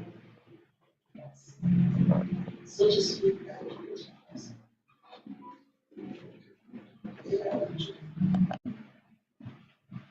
Yeah, thank you. Other questions are very longer than that. Yeah, I'm going to level that powerful. I think more about that. So you can find it online on our social media news, on our YouTube channel, the CVL YouTube channel is there. Before I'll let you know how you can get it.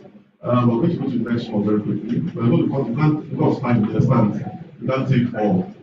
We're going to continue with those videos. They are right on our YouTube channel. Can you please go to the next honorary, please?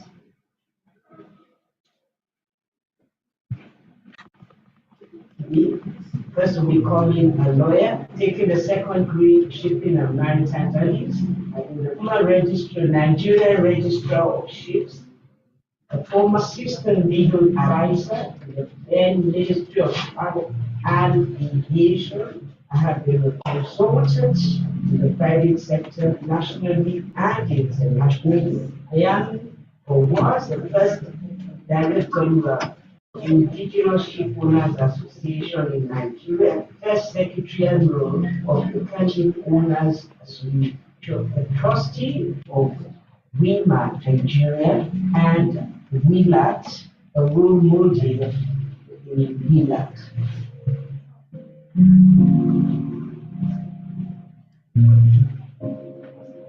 Absolutely mission for hard work, focus on ultimate goal, and believing in yourself that you can do it. Despite the challenges, you will believe in yourself. Those are the things that I think tell members.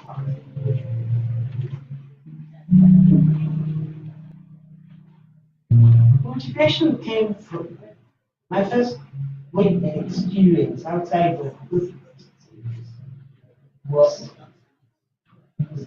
the second Nigerian registrar of ships. And in that position, I met ship owners, the first generation of Nigerian ship owners. And what better motivation than that? When you saw, when I got to meet people like Elijah Olabi, the late, the mood was serious. Each of Nigerians were into ship. I met Royce, Mr. Jimmy Oduba, senior advocate, Mr. Blue Lake, senior advocate. Thank you. I'll go to the next summary. I think it's faster.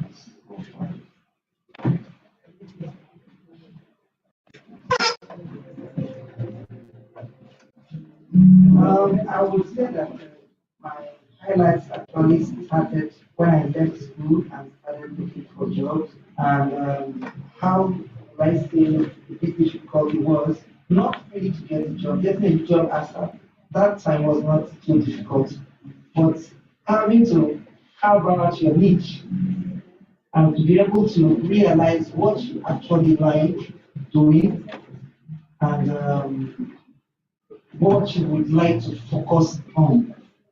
Because it's one thing to graduate from school and come out and get a job, and then you just be working like you know what to do. And it's another thing to try to discover yourself, to know what you want to do, what you can do very well, and what you want to do the rest of your life. So that was the highlight, one of the highlights. I mean the major highlight of my time.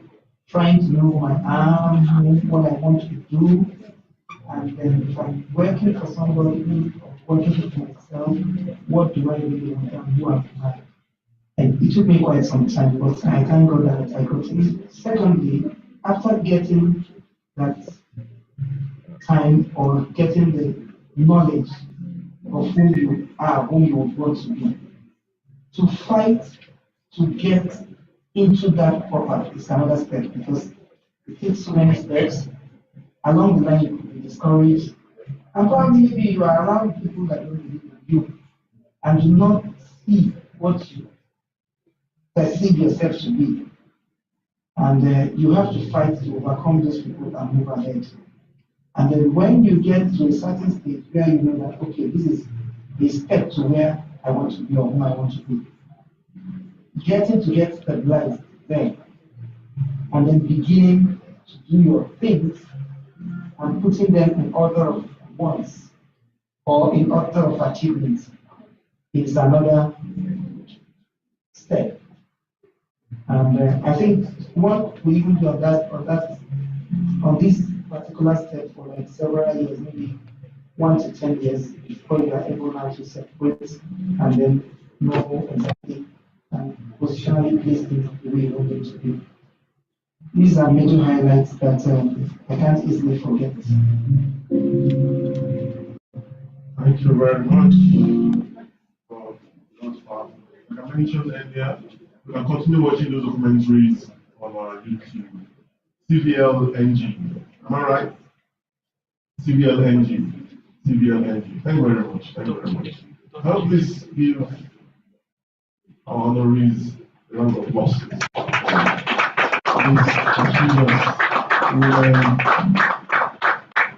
Well, become role models to our ladies and girls and young people. Thank you very much for giving up all to start attaining this art. Thank you so much for how we can use. And very quickly, also just for a few minutes. So, I want you to congratulate something about any of the novices that want to appreciate them in terms of want to make a good remark about a good real message for them. Just 5 minutes of them. Thank you very much. I want to know your name. Thank you very much, Mr. Moderator. My name is Adam Ochigo. Okay. My name is Adam Ochigo. I'm a health coach, the older sister to Mrs. Lawrence McCoy.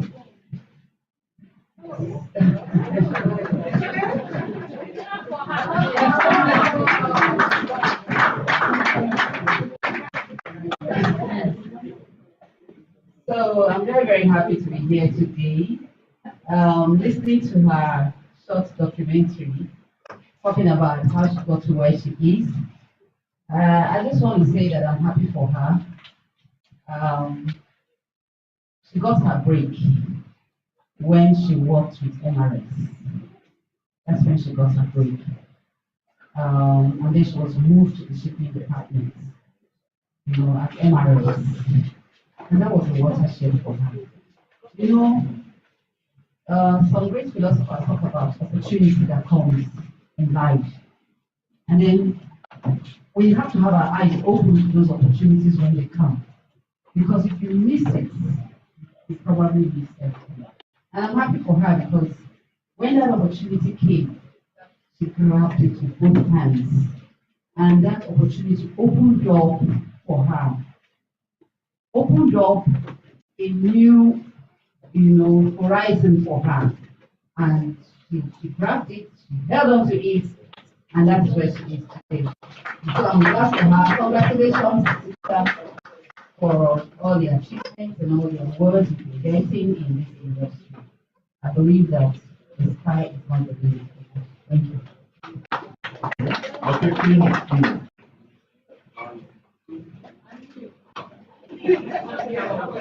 Good afternoon, everyone.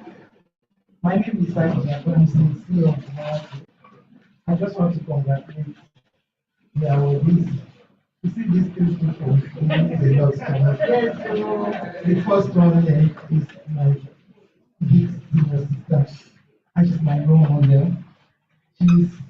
I don't know what to say about my sister, but I thank Almighty Allah for her life and where she is today, because she is one of the people that I'm looking at in the industry, and I thank Almighty Allah for her life and to pray for her.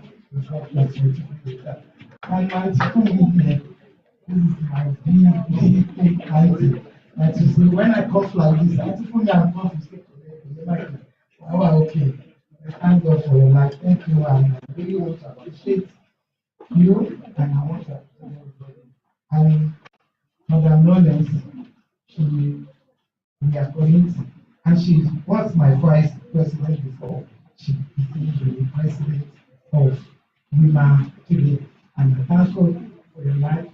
And I thank God for where you're going and where you're coming from. In Almighty, and I continue to do it too. In all, I want to take congratulations to the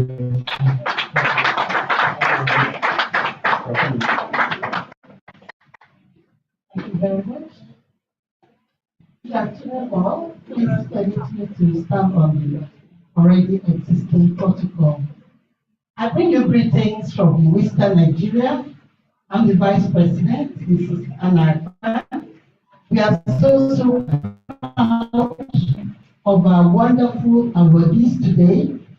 Our darling here, we call you a global role model because there is no time you seek information from her, she's always there. You are very supportive, you are very dynamic. We congratulate you today. I call my mommy always the first lady. That's her. You can see she's dressed like a captain today because she was the first president of Western Nigeria and she has done well. They laid a very good foundation for Western Nigeria, and that is why we are still there doing all the activities, development, encouraging women, and all that. Mommy, congratulations. We appreciate you. We are proud of you. Wonderful sister, that's what I call my Rolling. A sister from another mother. Always there for me at any time. You have gone a long way. I've read through everything you've done in life. God has been there for you. I thank God for that. I wish you more and more. For all of you, and you're breaking the ceiling skies are no longer believing, we are following you, and we wish you all the best. For my dear sister, you've done well today. You've always been doing well, even while you were with us. I wish you all the best in your endeavors. See you at the top always. Aja, my darling, let me appreciate you. Wonderful woman.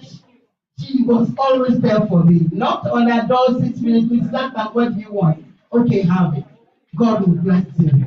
God will bless all of us. As we all go back, may God Almighty bless. Oh, our great moderator, you did so well. My wonderful love, I have always called you my love. Great woman. God bless you. God bless us all. Thank you very much. Thank you very much. Thank you.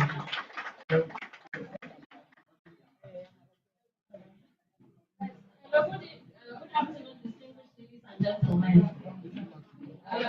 There's no way I will not. That time I spoke, but this one now I have to.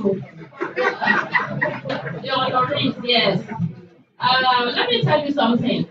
Princess Vicky has struck. Take a good look at her and take another look at me.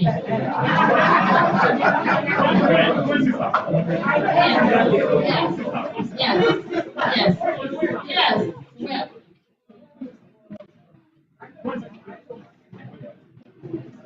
Well, you know why I really believe we look alike, even though she's finer than me, she's prettier, she's more beautiful. There's no doubt about it. I was traveling from Abuja to Lagos.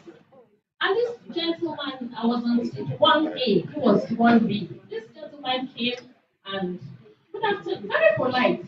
Good afternoon, madam. I said, good afternoon. And he passed me and sat down. Then he looked at me and he said, you look like my wife. And I said, really? He said, yes, you look like my wife. And I said, he said, my wife in the maritime industry. And I said, Vicky, Princess Vicky, he said, Hastrop. I'm the Hastrop. I think we should clap for her. That I had never met, I had never known, saw me on board a flight and said, you look like my wife. We really look alike. said that, I don't think there's any other thing I should say about her again. She's my twin sister. I love her. When I saw the names of the awardees, I relocated. I lived and worked here for over 30 years. And this was my wonderful DG. I can never, ever, ever, ever forget Dr. Ade Dusu. He was one of the best DGs that we had in the master. With Ufong, the first female and only, God willing, we're going to have more women as DGs. You can choose from here to the DG and they will excel. You can have any of the women here. In fact, you can have me if you want. We can do it and we will do it well. My sister, my mentor, small but mighty. Small but mighty. They say good things come in small packages. Yes. So she epitomizes that. She's an epitome of knowledge. She's an epitome of humility. Everything positive, everything good resides in this bundle of cuteness. Rollins, I'm happy to meet your sister. She's so beautiful. You're my sister, you're my friend, but she's more beautiful than me. All of you are very successful. We're very proud of you. None of you invited me for this. Like I said, I've relocated to Abuja. We live in Abuja now. That's where the things are happening. So I flew in from Abuja when I saw what is happening to come and support them. Yes. I came in to support one of our own, and that is what we should be doing. There's nothing about women, pulling women down, about women being jealous of one another. I don't know such women. I've never met such women.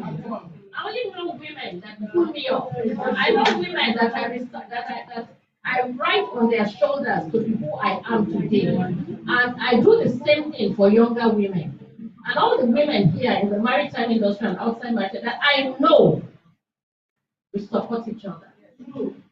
So congratulations. I told you I had to speak. And I've spoken.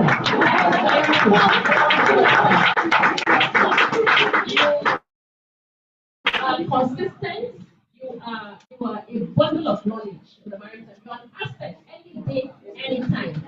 I can assure you that the next master DG, if she's female, just be dreaming and enjoying yourself because you will make use of the knowledge that you have.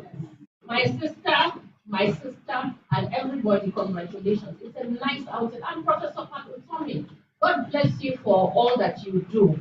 You know, I wonder why the Nigerian government has not taken advantage of Professor Patotomi. Because if you have Professor Patotomi on your side, if you have him in your team, if you have him in government, I don't think we'll be discussing what we're talking about today about the Nigerians or about Nigeria. But then again, it's election year, bring out your PVC, go and vote your conscience. God help us. Thank you very much.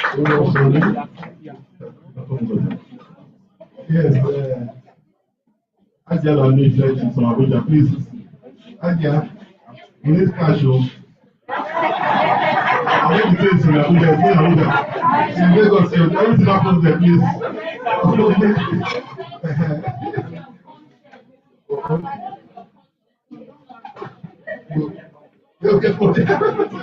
All right. I just want to say, I mean, on this topic, my name is Mark Walsh. I'm the executive director of EUM. I work with one of the people who are celebrating here. First of all, I just want to say that if you look at leadership, the leadership inside just this room, the ladies that are here, this is what you call leadership, you call human capital. The thing is that we're not using it. but we need to be very, very important because the one thing is that this industry needs women in it because you guys have a different aspect of life and the way that men look at it. I've been here for 4 years now, and when I first met Princess Astrid, she was quite intimidating when we first had our first interview. So I was looking at her thinking, okay, she's not somebody in the maritime industry because I've been in the maritime industry all these years. But when I saw that she started to learn, when we first started, she didn't know the difference between a ship and a boat. And so we were looking at things and, okay, we were explaining things and seeing how to do things. And then her aspect of looking at improving things, I then saw was very, very important. And so over the years, she's grown, she's learned, and she's taught me how to do a lot of things in the shipping industry. So for me, direct contact with her has made my life better, and at least made my education in the shipping industry better. So for me, I know you very well. We have good times with that, but what we want your thing, and your knowledge of this industry, and we can't leave. We lost an icon a few weeks ago in this industry.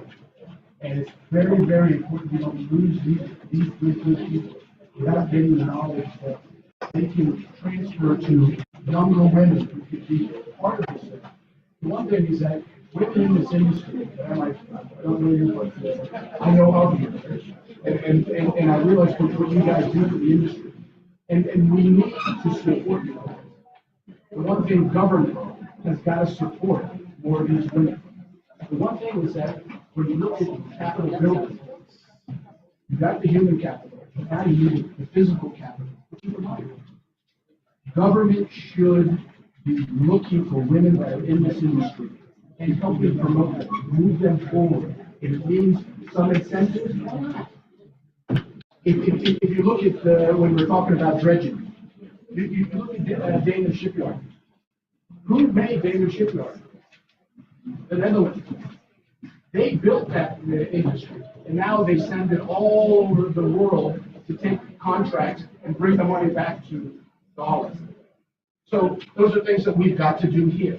We've got to be able to take the financing, and you can control this financing. It's one thing I don't understand is that when we say that we're giving this money out to the ship owners, and in the end they failed, they fumbled, they did everything. Who's checking them? If you're going to give the money out, no matter who it is, there's got to be a check. There's got to be some way that you can do project financing. You do the project financing so that this project, you know what they're supposed to do. You know the amount that you're giving them. They need to return that money back in this period of time. And it builds your business. Greg and all these guys that are in this business need money, they need capital. This is what government has to do with that fact. So, first of all, I just want to thank you all. My boss is left, so I'm free to say whatever I want. But I appreciate you guys. And you guys have made a difference. And yeah, so we've only started so many things that with the permission of the audience and the program manager, I'd like to come up with this. Should like to us? George, George, George. Yes, Good afternoon, everyone. I'm sure that we are mindful of time, but we'll be clearly impacted. And I want to thank the organizer of this event. I want to especially thank Professor Carter. When I saw the flyer, I was invited. I was like, I'm not going to say that. But when I came and I saw the program and the caliber of people that have been awarded with the people that are here, for us to have Dr. Kusun and even Princess Vicky, my darling sister, and Dr. Mr. Walsh, all of us inside here, and the type of impact that the program have added onto us. I don't think this is your office, but I don't think we have enough of advertisements to have enough of sponsorship to do this program at a place that is supposed to be a full hub of people that will come and learn. Because this is a very resourceful program, and I want to appeal to the organizers to put in more effort. So let us have so that for us we can invite our mentees. The students can come. It's not something that we can do and keep inside there. We should look for how to let people know of what we have discussed. I've known that we are part of the problem, government is part of the problem, and I know with my experience in the trucking industry, that someone in government told me to my face that, Madam, those of you that will give us problems, we will have a way of edging you out by doing divide and rule. They call those that will not give them problem to come and do things, and that is why we are not moving. So, and I've been abroad that a Russian woman told me years back and said, my sister, what you take in Nigeria, and you just take. The bits of it cannot happen anywhere without fire. But God loves us so much that He doesn't want us to have fire. Whenever it will come like fire, God will pour water.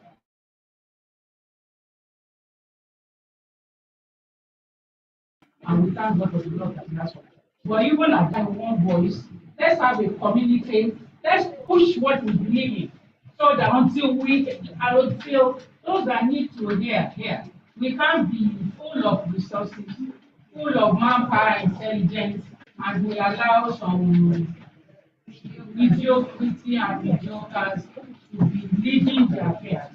And we will now be saying we can't get Nigeria at well. Let's all make up our minds to get involved. Politically and otherwise, it's a lot of dance that you see. But those that do not dance, they know how to get them involved. But we have to push and get amongst them. Let the people dancing and drumming do it. Those that will contribute intellectually, let us get ourselves involved so that we can have Nigeria. I congratulate all of you, and I congratulate the organizer. Thank you for being our host. Thank you very, very much. Thank you very robust. I'm sure you're all regretting being here, right? Very robust discussion. I'm not thinking of maybe changing my career change. I will come to the maritime sector. Yes, I'm welcome. I'm welcome. I wish I was speaking today. All right, thank you very much for that. So very quickly, we're going to the award proper now. Go to the award proper. Meanwhile, what she said, I know my program officer proper, you heard that very well. I want to make this program more popular, right? More advanced, with more noise, and I know my former ED is also here. It's your man. You also heard that as well. And I think we're going to the next level with this. Thank you very much for that contribution. Thank you very much. So very quickly now, yes. I'll go into the award proper now. I'll call Austin to, in this process, to help us. Am I here? Lamit Mata, former director of the Massachusetts come forward now. How about the RGS to come forward?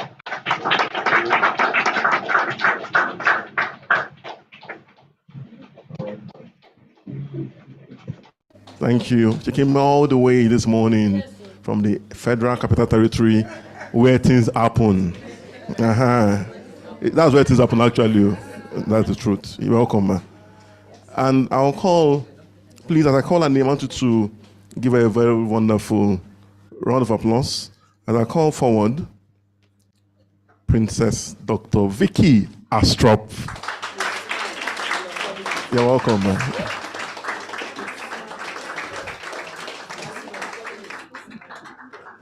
But, oh. Okay, go ahead. Can I have the microphone? Yes, you can. Okay, let me stand by your side there. Yes. But I don't want to be in the picture. I must be in the picture, but let me. No, just speak louder. Can you pick it? Okay. Award of Excellence to an exceptional leader in recognition of your outstanding contribution in the maritime sector in Nigeria. Presented at the 58th CVL Leader Without Title Sector Leadership Tribute Colloquium in honor of Princess Dr. Vicky Hastrop, my twin.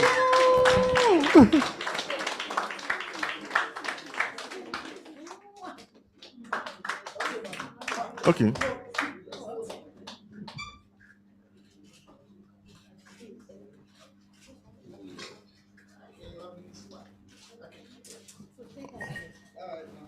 Thank you very much, ma.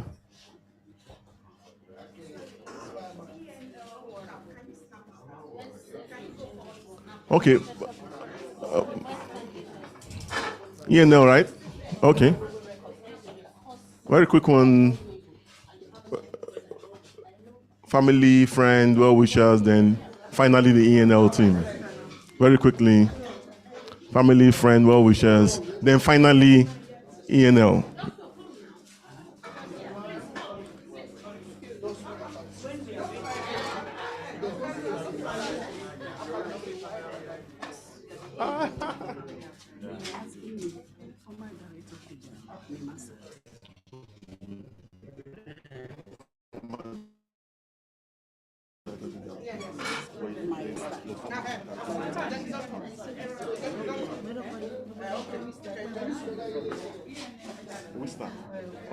I'll call them. Please, Wista should go ahead after ENL.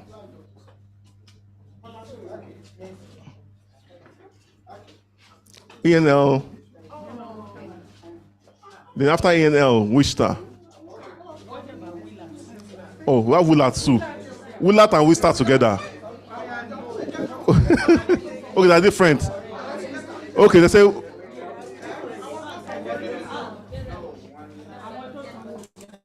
Let me first Wista. ENL. After ENL, then we have Wista, then Willat. After ENL, then we have Wista. Then after Wista, we have Willat. Which one is Wista? Which one is Willat? Okay. Who is there now? Yeah, Wista. Oh.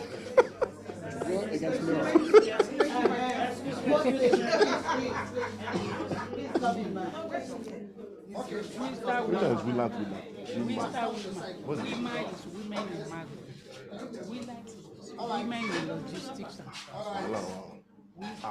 women in international trade. So all the women organization. Women in shipping. Okay, the name Willat. Yeah, Willat.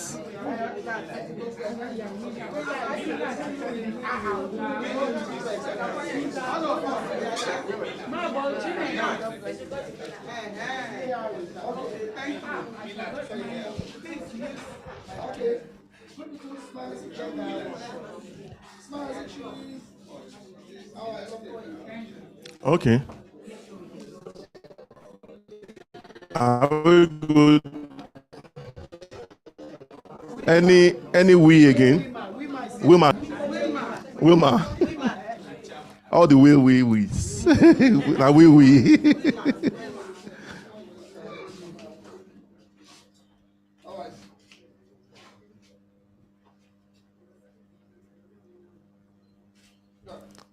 Okay. Thank you very much. Thank you. Congratulations, ma. Congrats. Wait.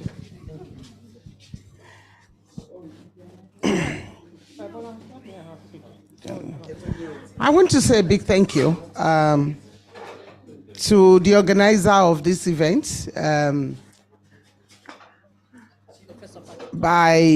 anchored by our own professor, Professor Pat Utomi, whom I have tremendous respect for. Who doesn't in this country have respect? I hope we can have someone like that become president of Nigeria one day. One day, one day. You know, an award like this is really an encouragement to keep doing more and do it better. When you work and you are noticed, the world notices you. No matter, you know, I have this song that I sing that is like my own anthem. This little light of mine, I am gonna let it shine. This little light of mine, I am gonna let it shine. This little light of mine, I am gonna let it shine, let it shine, let it shine, let it shine. You know, it's not really a spiritual song. Wherever the Bible says, whatever you find your hands to do, do it well. He said, he who that is diligent in his work, he shall stand before king and princes. I have stand before president of this country through the work that I do. I've done that. When advice is needed, I've been called upon a lot of times from the villa to say, come and give us your mind about this. So whatever we do, and life is about making an impact, ladies and gentlemen. It's not about money. Money is good. But the impact you make in the life of people, giving back to the society, helping the downtrodden, mentoring people, pulling people up, people that are down, pull them up. It's not all about money. There is more to life than money. How much money do a man lose before you say, I've had enough? Giving back is more rewarding than acquiring wealth. Ladies and gentlemen, I want to say a big thank you to God Almighty. I want to say thank you to my husband, Clement Adeshu Yastrop, who have allowed me to spread my wings and become the woman that I am today. Thank you.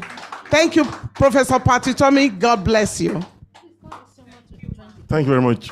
Okay, special request, ma. There's a special request. It's your ma Otomi. Yes. Special request for you to join. Yes. Thank you very much. It doesn't matter.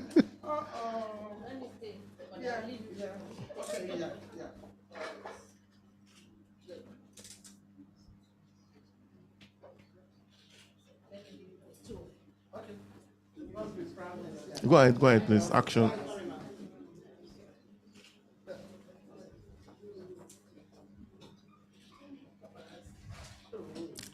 So, you have to stay all true. Yes. Thank you very much, man.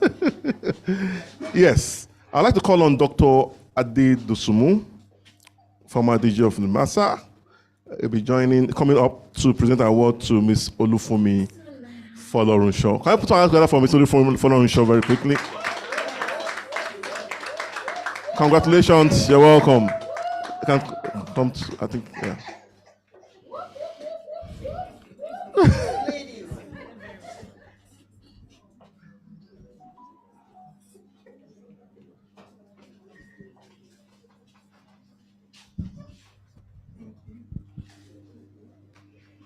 I have the honor to present this award of excellence to an exceptional leader in recognition of your outstanding contribution in the maritime sector in Nigeria.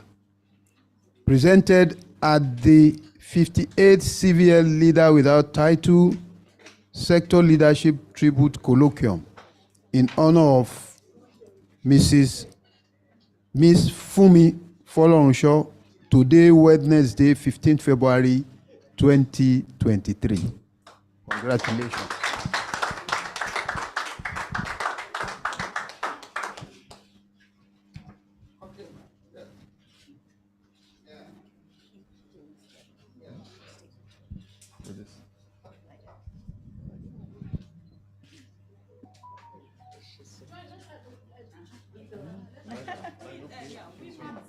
Thank you. Thank you for the compliment. And please let friends, family, well-wishers, and our organization also please join for the pictures. Oh, just one more thing, just one more.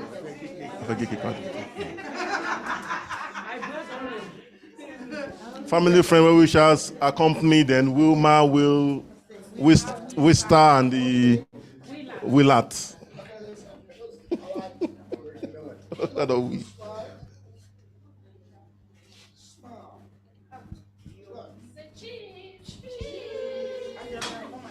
Come now.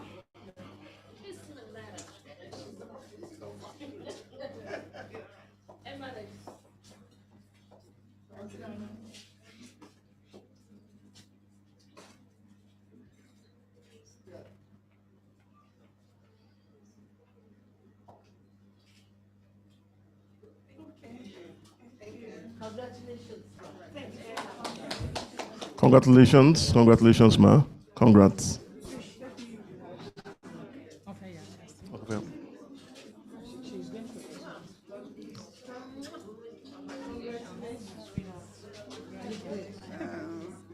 Okay. Have you taken? Please. Okay.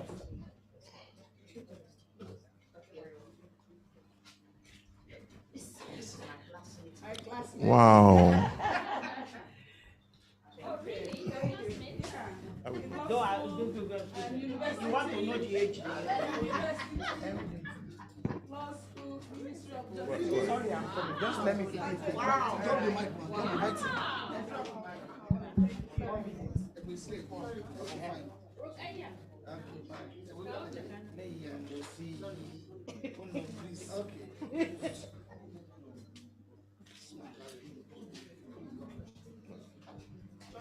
My career in Maritime started in 1982.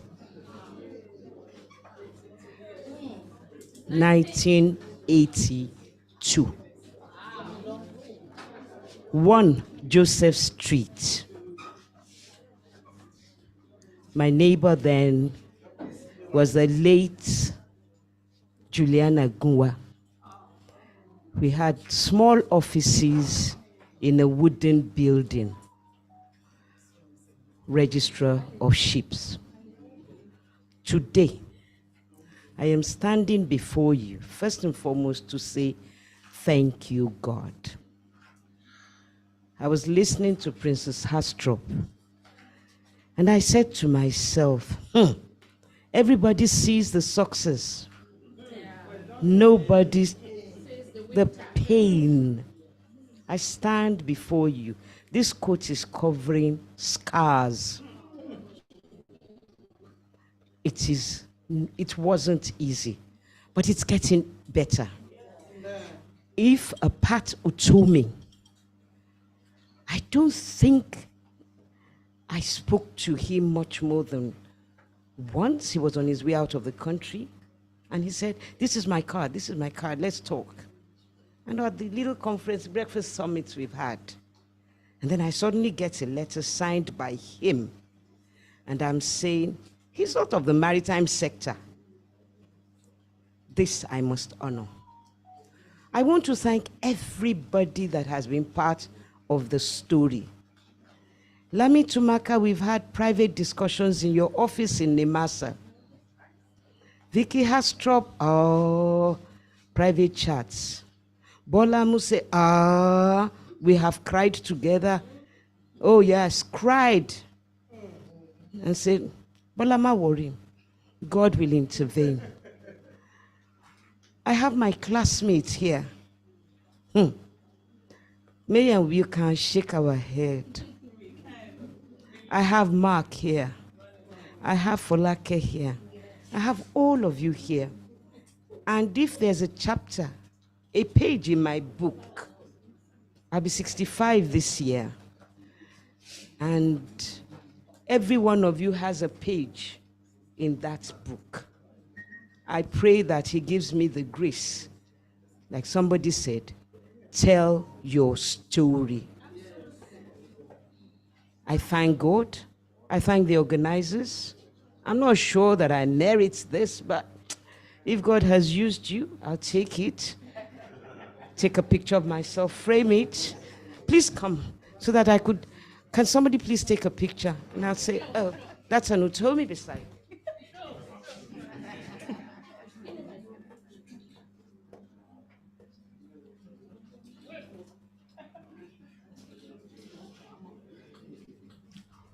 But can I place a charge? Otumba Folani is gone. He had a vision. I pray it is fulfilled. My own vision will be fulfilled in my time. I want you all, it's not about amen, it's about supporting. I want to close with this. When I read inclusion, my first thought was, can we talk about this industry? Is there a maritime industry in Nigeria? We're all here fighting inclusion of an industry. I am not sure we have an industry in the country. I leave that with you. In your area of influence, think about it. Do we have an industry, a maritime sector in this industry? God bless us. Thank you.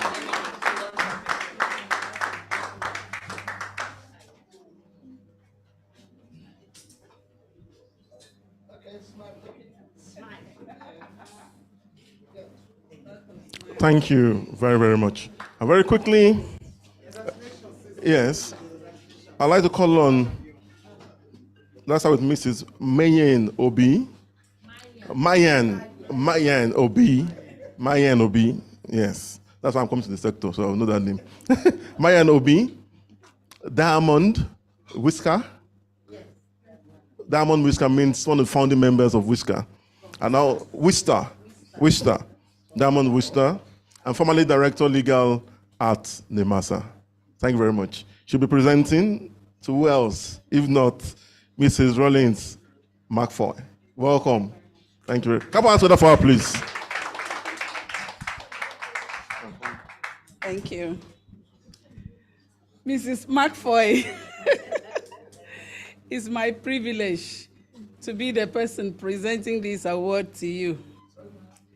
This is an award of excellence to an exceptional leader in recognition of your outstanding contribution in the maritime sector in Nigeria. It's presented at the 58th CVL Leader Without Title Sector Leadership Tribute Colloquium. And this is in honor of you, Mrs. Rollins McFoy. Today, Wednesday, 15th February 2023.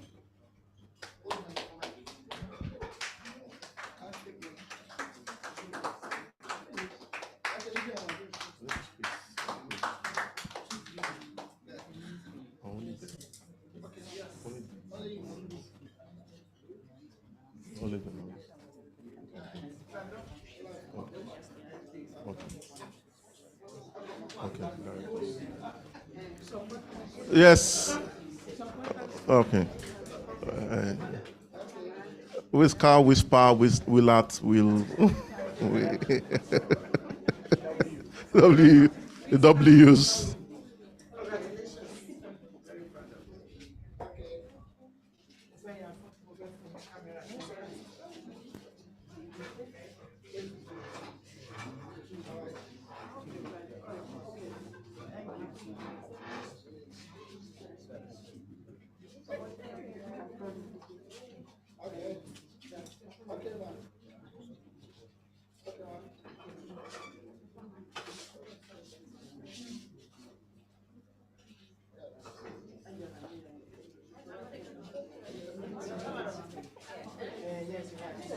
Okay. Yes.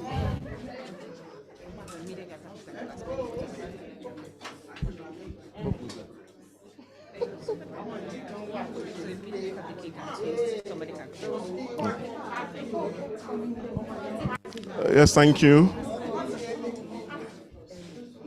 No, just the cake now, that's it. Yes, we are going. Okay.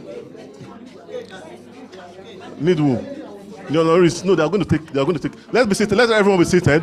But let all honorees, please. No, you are going to take your pictures. Okay, yes. Okay, all right. Don't mind me. Time.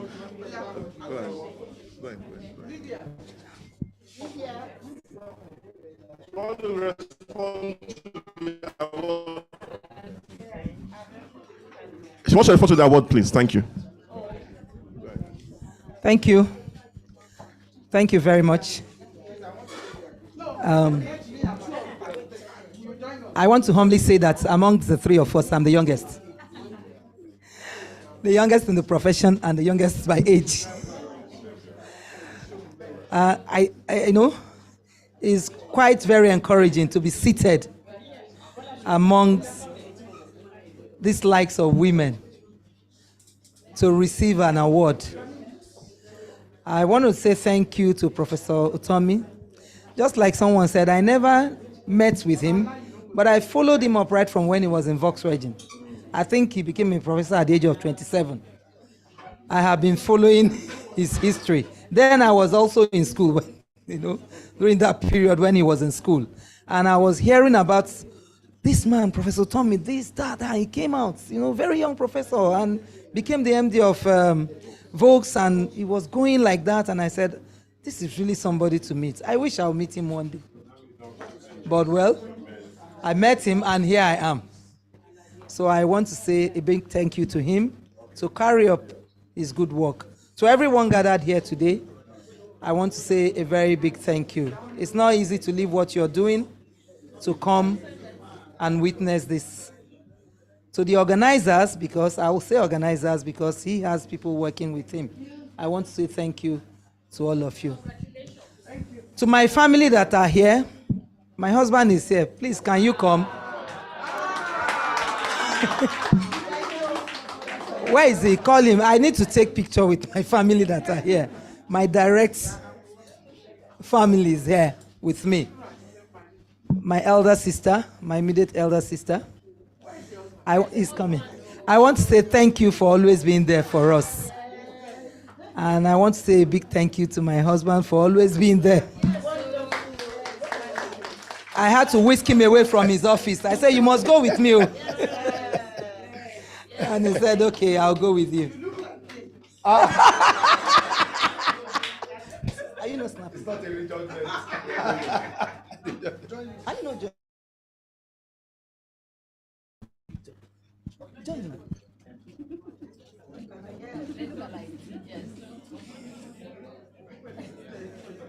Thank you. Thank you very much. Thank you very much. Can everyone be seated? But let the honorees please come forward with our chairman as well. And we're cutting the cake actually. We're cutting the cake. After the whole thing, we can take pictures, take honorees and stuff. But so let honorees, Mr. Chairman, sir. Okay, we have to pull this chair off so that the panelists can also be part of it. Our directors, former directors from NIMASA,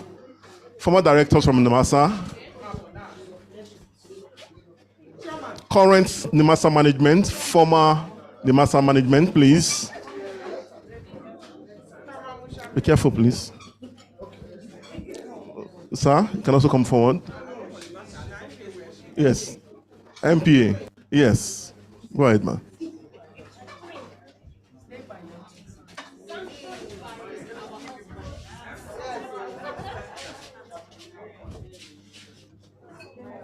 Oops. Yes. We are going to cut this cake, but let's cut the cake first. Then we'll do the toast. Yes.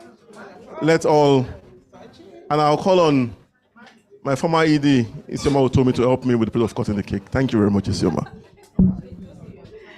Thank you, everyone. We're so glad to have you here. We are honored that you came on this day to celebrate with us these amazing women who have done so much in their area of expertise, which is the maritime sector. We pray that they may continue to do so much and impact the community in which they live. In Jesus' name we pray. Amen. So at the count, are we going to do 3, 2, 1 or spell out Jesus? Which one are we going to do? Okay. All right. We're going to do a countdown from 5, 4, 3, 2, 1.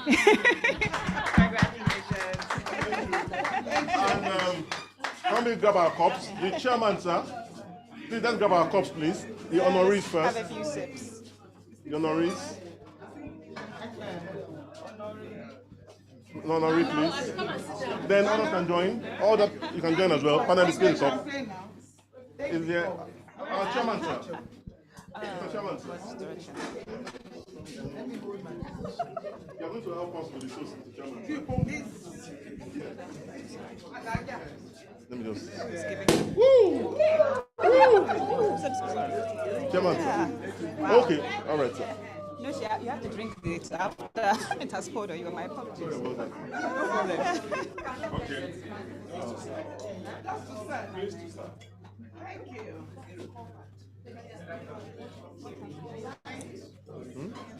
Oh, sorry about that.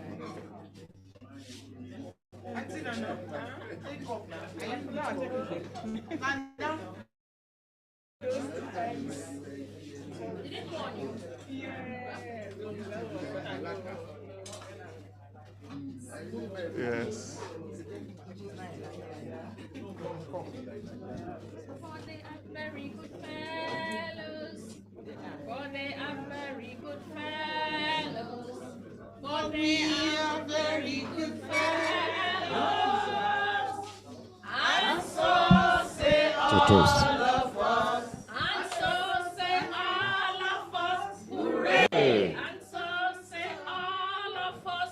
Hooray! For they are jolly good Fellows, for they are jolly good fellows, for they are jolly good fellows. And so say all of us. Hip, hip, hip. Hooray! Hip, hip, hip. Hooray! Thank you. Thank you. We toast. Yes, yes, yes, yes.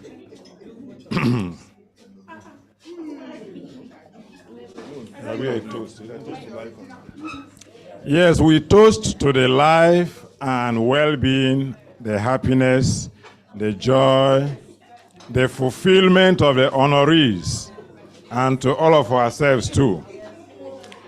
Our being here today is a testament to achievement. So our prayer is that as they have personally achieved and broken the glass ceiling, Nigeria will also nationally achieve and break the glass ceiling. Thank you very much. Thank you very much. Thank you, everybody. Thank you very much. Is the program manager Tokwe? Where's Tokwe? Tokwe is busy somewhere. On behalf of CVL, on behalf of Professor Pat Tomi, even on behalf of all the honorees, we thank you everyone for being part of this program. I will pray that as we go home and are back to our various endeavors, that God of peace will be with us and also be with our nation in Jesus' name. Again, thank you for coming and God bless you. Thank you. God bless you. God bless you. Congratulations. Congratulations. Can take pictures, pictures, pictures, pictures. No music, we have done dance.